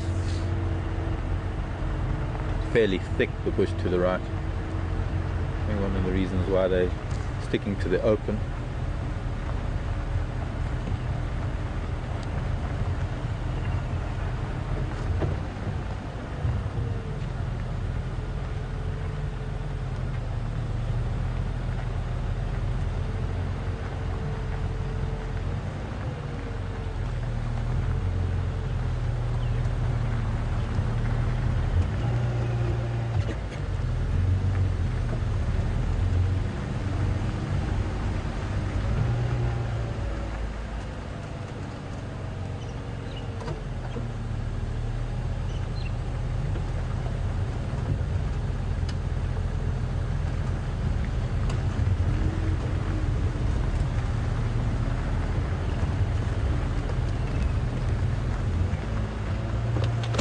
Now he's testing. She wouldn't be an Easter, she's only just had this calf a few months ago.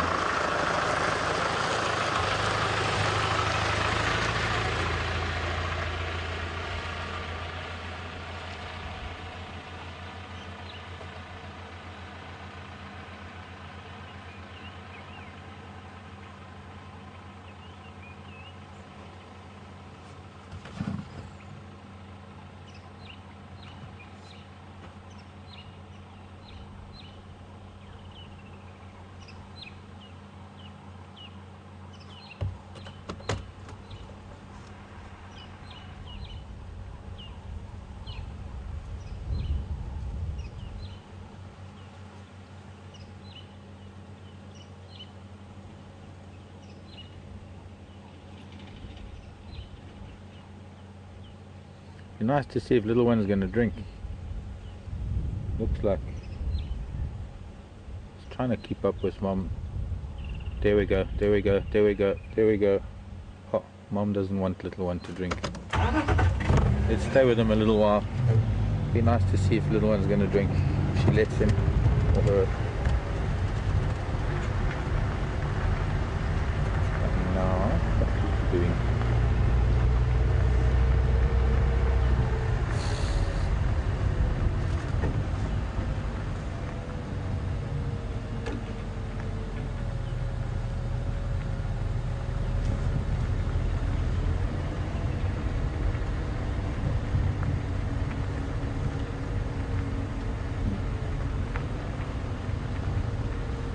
Another man-made thing on the ground, but that has been ripped off of the pole.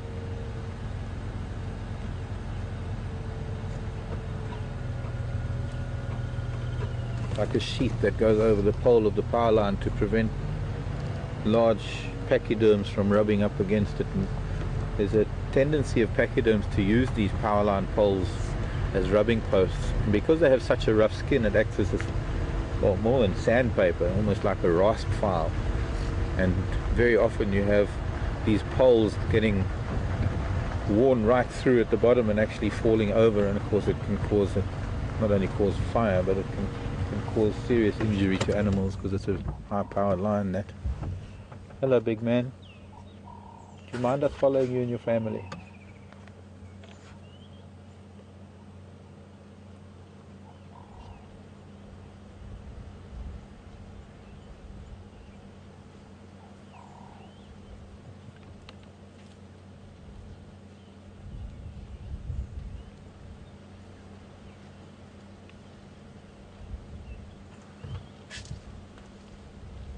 Baby's going to try and drink again while mom's eating, and she moves off.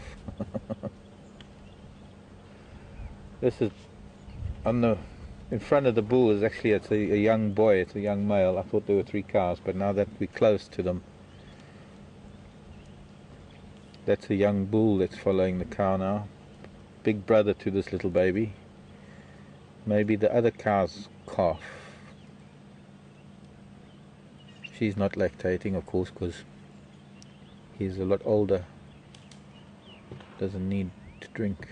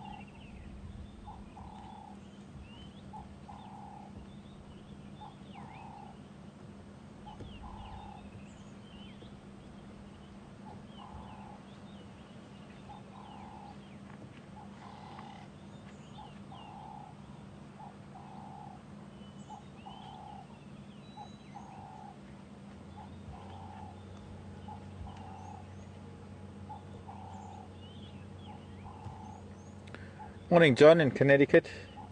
Wanting to know how long this little one will stay with Mom before it's sent on its way. Well, if it's a female, it'll probably stay with Mom for for its life.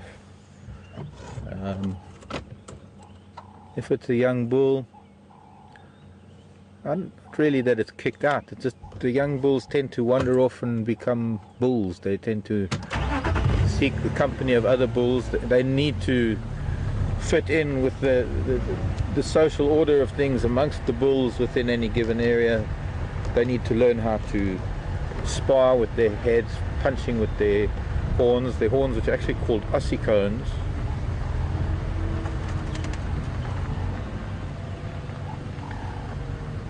It's a very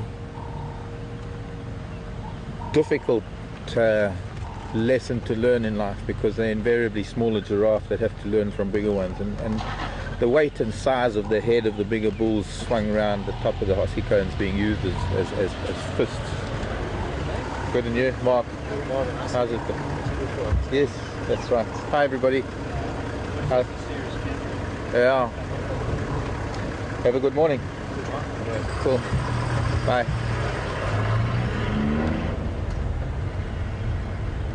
Darby.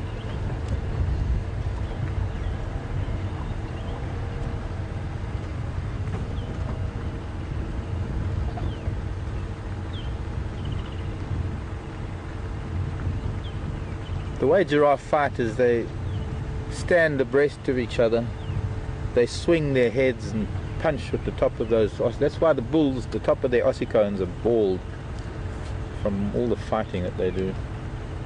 They start off like this little one with little tufts of hair.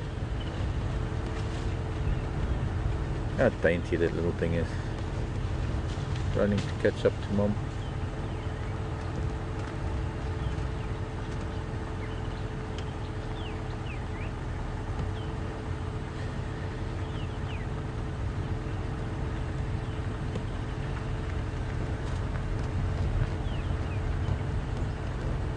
Too much energy this time of day.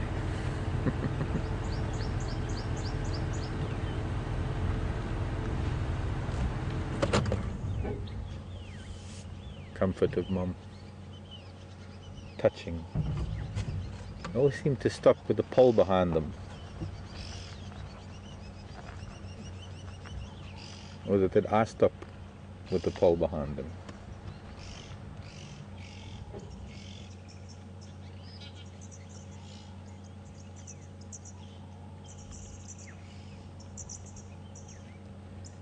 Oxpeckers are arriving.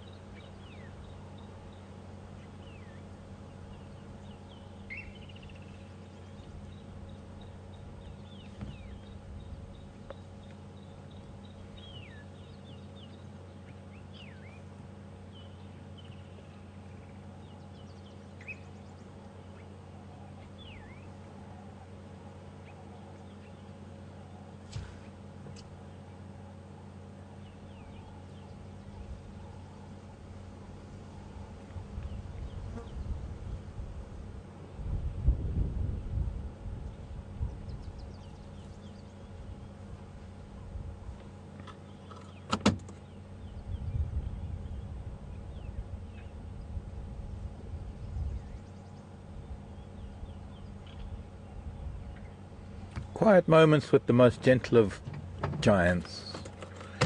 The most gentle of all creatures in Africa, perhaps.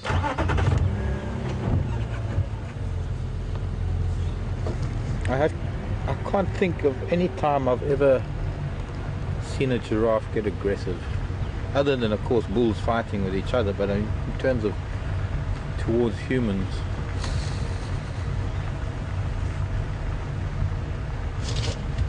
There have been one or two incidents. Excuse me, gosh.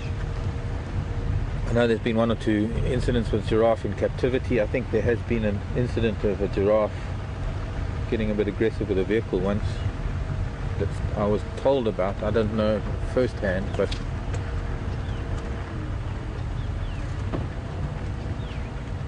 generally speaking, they are the most wonderful, calm creatures. It's soothing. It's sorry, little boy, did we forget about you?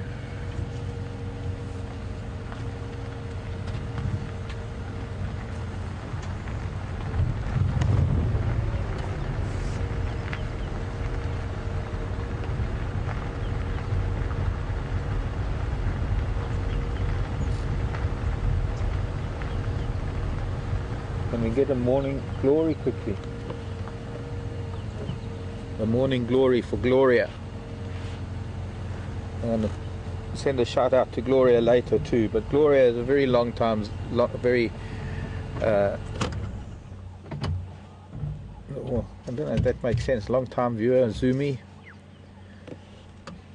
Gloria, I believe, is in hospital at the moment. Just a shout out to Gloria from all the other Zoomies and moderators and everyone at Wild Earth, thanking you for all you've done for us over the years, and hopefully you'll get well soon. Morning glory for Gloria. And here's a hibiscus. No, we can't see the hibiscus, it's facing away from the camera. The number of these flowers that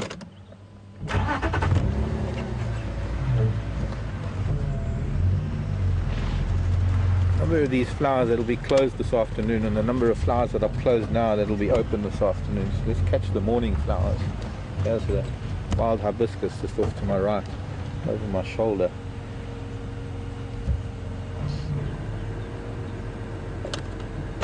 Not a great example of it because it's in the grasses, but it too, one facing the other way. Lovely deep purple throat to the hibiscus. And I shall find you more in time. Also for Gloria. And we're going to leave these wonderful tall ships of the bush. Use our gravity drive and just start making our way back towards Gowrie Dam. I wanted to just go past Gowrie Dam before we said goodbye. Because, bye-bye children, thank you very much.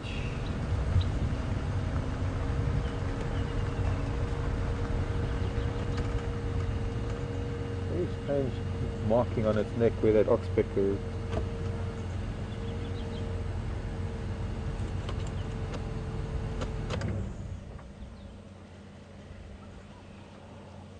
Just a slightly darker patch. I don't know if it's a scar or it's just a darker spot of the giraffe.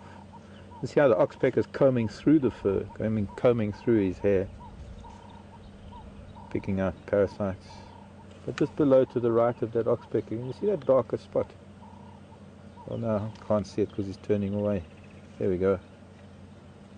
Just a little bit of a darker, just something that when we see it again in the future we'll know that we've seen it before, because that's a very distinctive marking on this little one.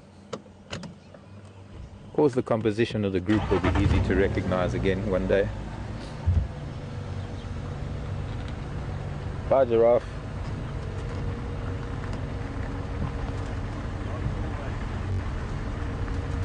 Afshin.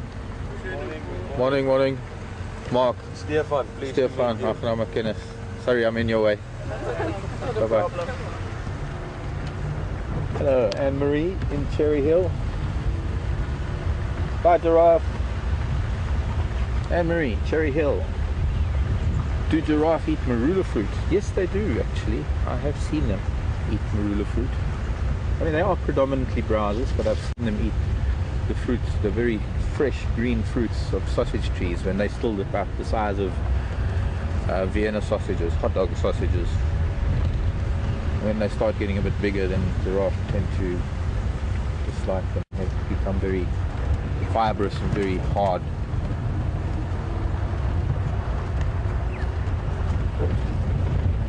But what a giraffe will do is it'll chew on the nut, it'll spit the nut out. It won't swallow it because the digestive system wouldn't be able to handle it.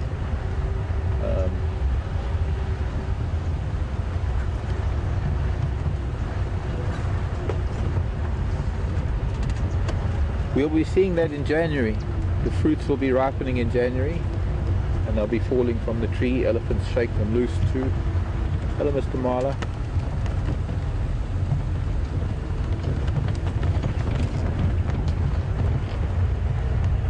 By a treehouse dam, maybe quarantine mail is left for some part of the world.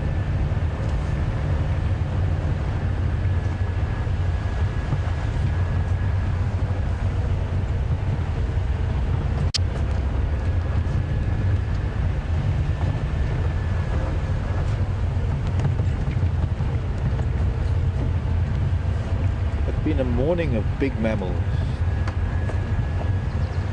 Quite wonderful, really. Actually, one of the smallest, the dwarf mongoose. One of the biggest, the elephant, to the tallest, the giraffe.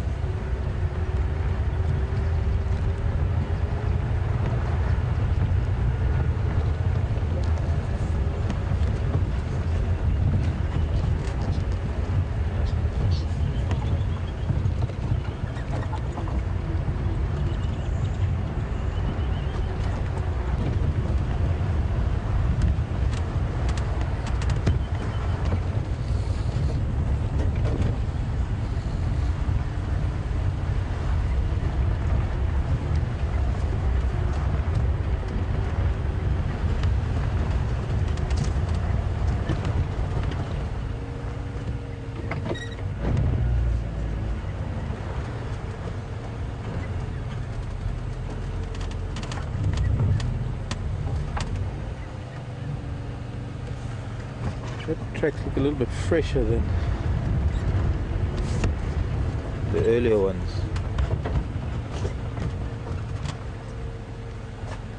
The wind is not being my friend today. Aging tracks faster. That's what happens with wind. I think I should be going the other way, come to think of it. Back up past Treehouse Dam, going west.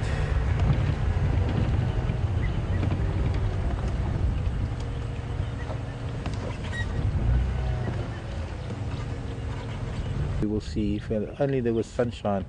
It's known as the plum-coloured starling, or what's it called now? There are two males in the tree there. There we go, there's another male. Unusual to have two males together, unless they're both courting the same female. And when the sun catches it, that is the most iridescent purple, most beautiful color. Purple glossed starling, I think it's called now. I grew up with it, knowing it as a plum-colored starling. Oh, violet-backed. Thank you, Alex. Violet-backed starling.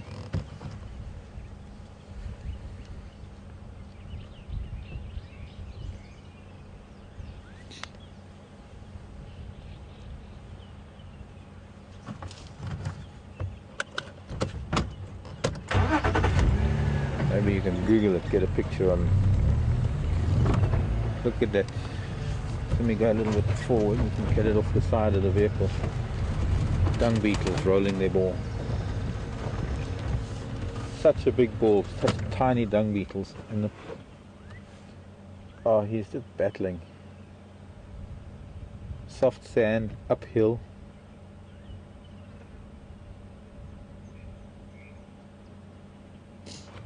Although I've always thought it's the female that rolls and it's the male that sits on the ball.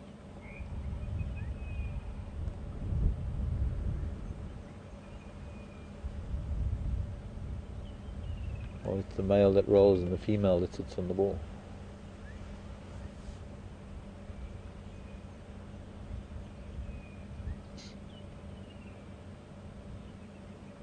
Keeps rolling to the left and the dung beetle wants to go more to the right, but there's a slope.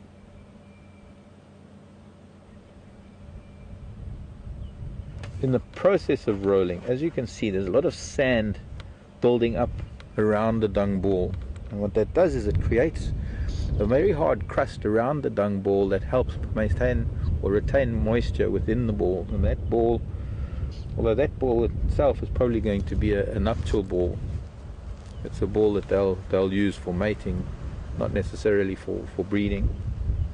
When you see a dung beetle on her own rolling a ball, then that is invariably a ball that is then meant for an egg.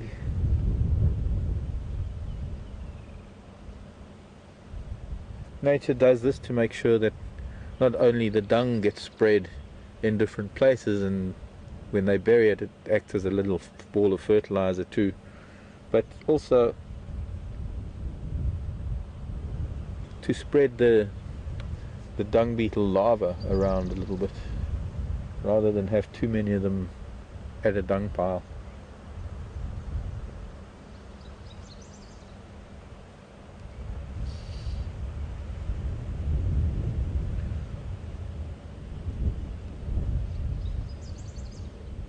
Just getting more and more sand on it, building it up in size.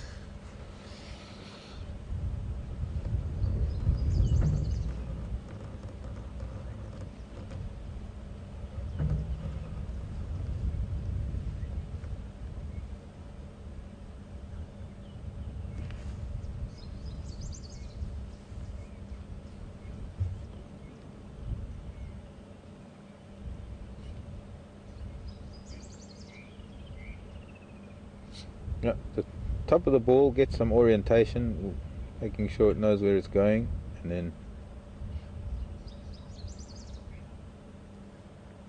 of course only the dung beetle knows where it's going. Somehow it has an idea of where it needs to be. Getting a lot harder now because the sand is getting softer. Just incredible power.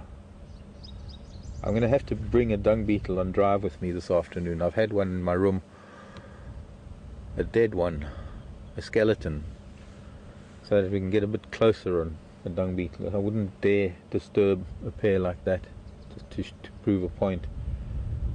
I need to disturb living when we can find the skeletons of dead ones to talk about.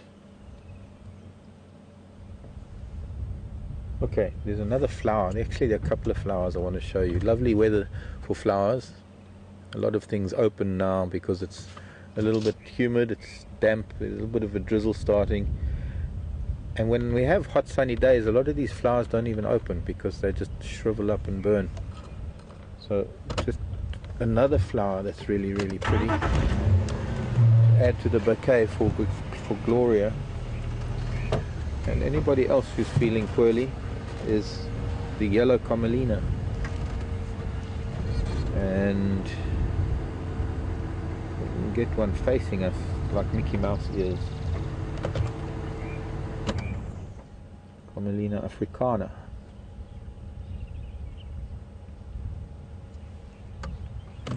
There's one at the back there that's facing us full on. Just go a little bit forward, or can you get it?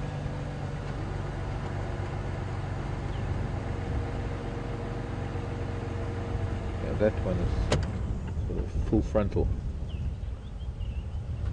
And you can see how bright and yellow it is. I don't know how well the colour, I'm sure the colours are coming out quite fine, but really beautiful yellow. It's the only yellow commelina that we get. We get a number of different blue commelinas.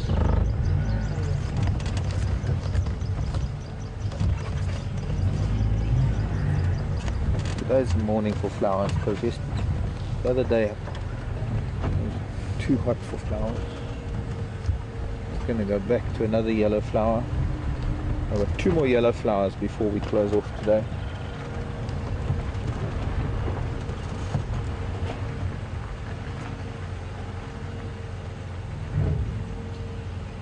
Try to show you this wattle flower as well, and then I've got lost signal, but this is the African wattle.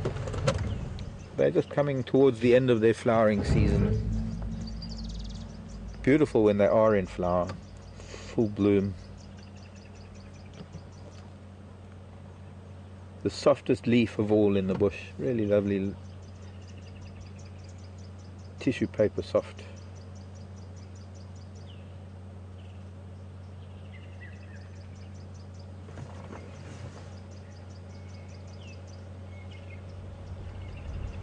Wind's picking up. Okay, then one more yellow flower.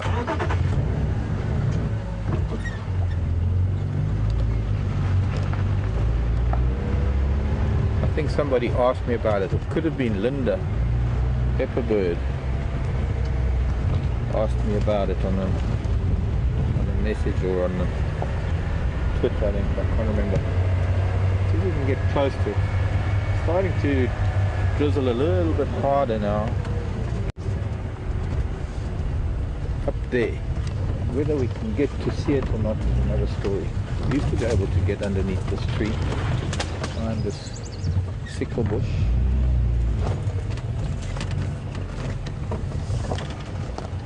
This is a fairly good angle. It's a very grey sky, so it's going to be a little bit blown out in the background.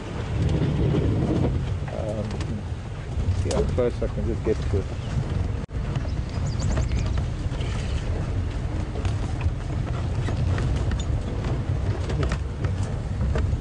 Too close means that it's looking into too bright a sky, but maybe the one flower spike on our side of the plant. This is a tree orchid.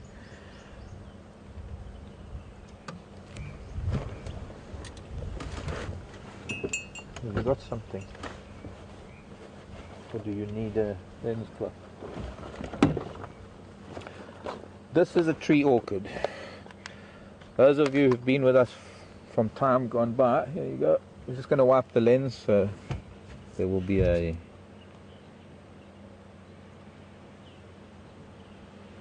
big black cloth in your vision at the moment.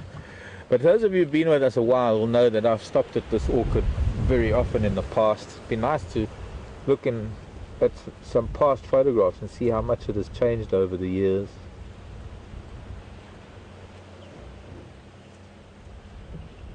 It's not looking as healthy as I remember. That not that many leaves, although flowers are looking pretty healthy.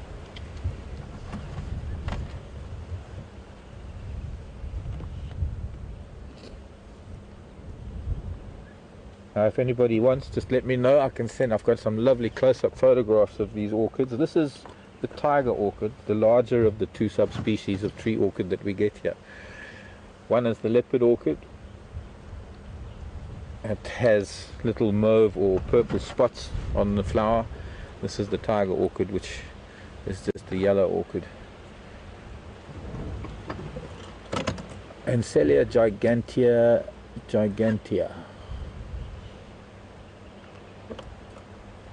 The other orchid is Ancelia gigantea Natalica or Natalica. Was it Natali? Yes, something like that. Natalitia. Referring to the fact that it was named in the province of Natal, now known as KwaZulu-Natal. CYCNIUM, Cycnium. See if I can find more Cycnium.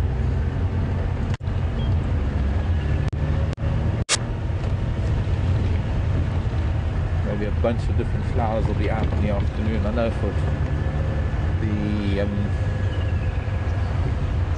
Lion's Eye or roadside pimpernel, Trichocereus, that will be open in the afternoon if it's sunny. If it's not sunny, they won't open up. As opposed to a lot of these flowers that we're seeing, they are open because it's not sunny.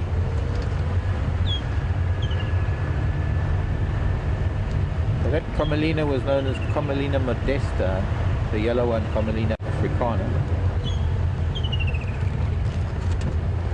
And as you know, they dedicate all my flowers to all the ladies out there.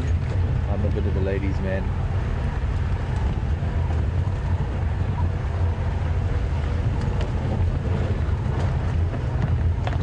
Too many women, too little time. Big hibiscus. Time, but it looked like it was still in infrared mode, the camera, so it was probably when it was still dark. I didn't see a timestamp on that one picture that I was shown this morning. The geese and their goslings are there. Interesting story about Pete's Pond, that there are a family of geese, or there is a family of geese with the crowned crane that seems to have taken up residence with them.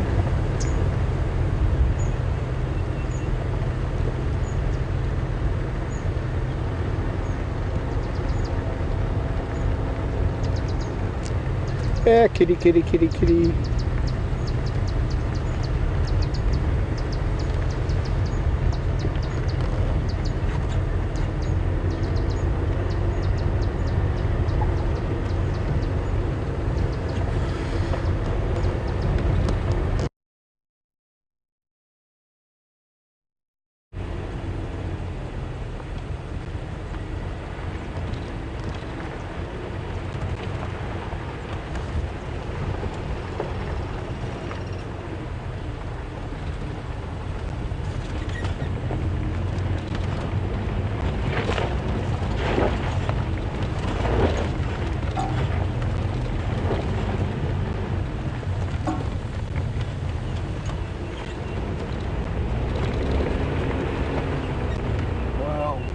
It's always worth a try. If he's around, he's either going to be visible or not, and at the moment it doesn't look like he is.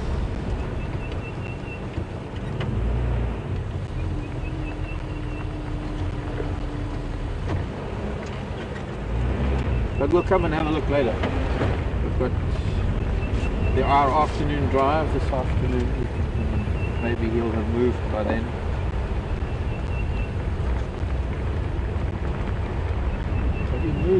He seems to be spending quite a bit of time below the dam wall in this drainage line. Quite big. There's a lovely little tambuti forest in there.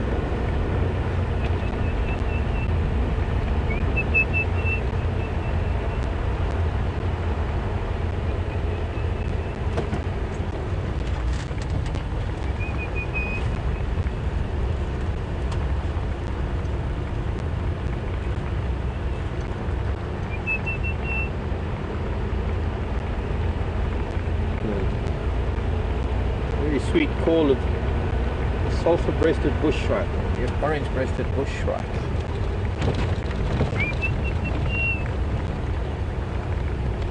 Coffee or me?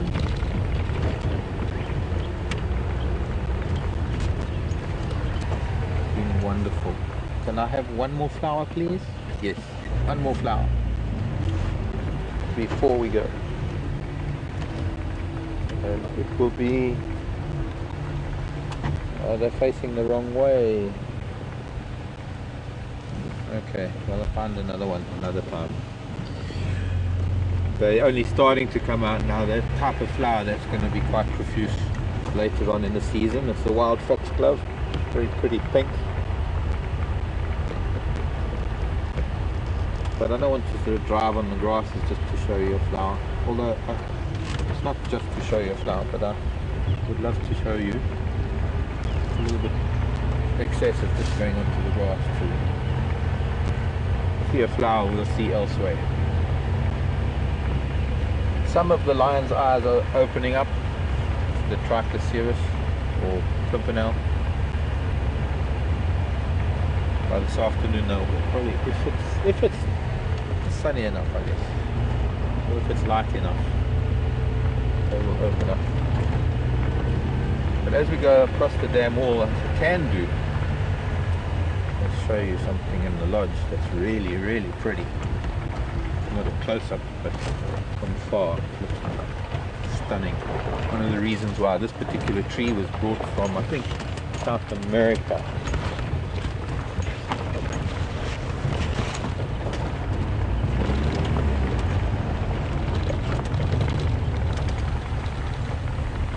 So, while we're on the dam wall, we look across at WildEarthTV Lodge. There's a splash of colour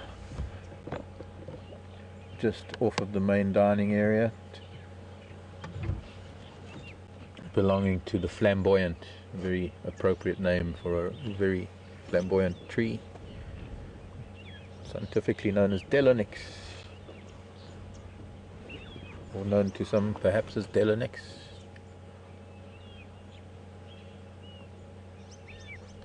So despite being an alien, it is tolerated because it's been brought into this country for its beauty. The seeds don't germinate very well, so it doesn't become a problem tree. It doesn't escape the confines of people's gardens and overextend itself in the natural environment surrounding the lodges. A lot of people call it the summer Christmas tree because they tend to flower in the December Christmas times. Really beautiful. Maybe in the days, if there's no one at the lodge, we'll be able to drive in front of the lodge to go and have a look at it. Stichosaurus has moved since I was here last. I'm sure it gets moved all around. There's a log at the back there. If we just go in front of, drop down from the flamboyant, there's a log in the water. And the dam seems to have changed a little bit from the floods, especially of course the spillway. But there's some things that haven't changed, and I think that, if I'm not mistaken, is the old stick that was always around with Hippo and her baby. The baby used to rest on it and play with it and push it around. We named it the Stichosaurus. Very rare breed of Stichosaurus, in fact. Stichosaurus gauriensis.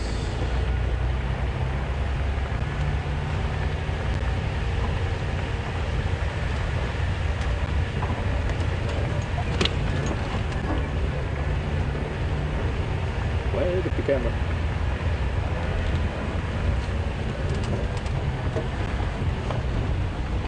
And after a really lovely relaxing morning, it seems almost like my universe again. I was having a bit of trouble with some technical and medical things over the last 2 days that have been getting me a little bit down. And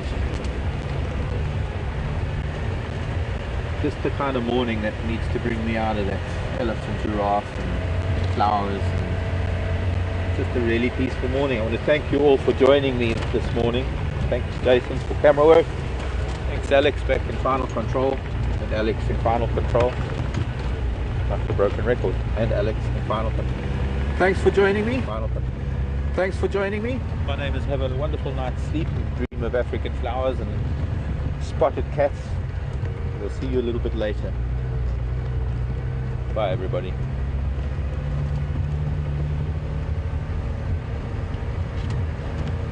As he drives off into the sunset. Boom.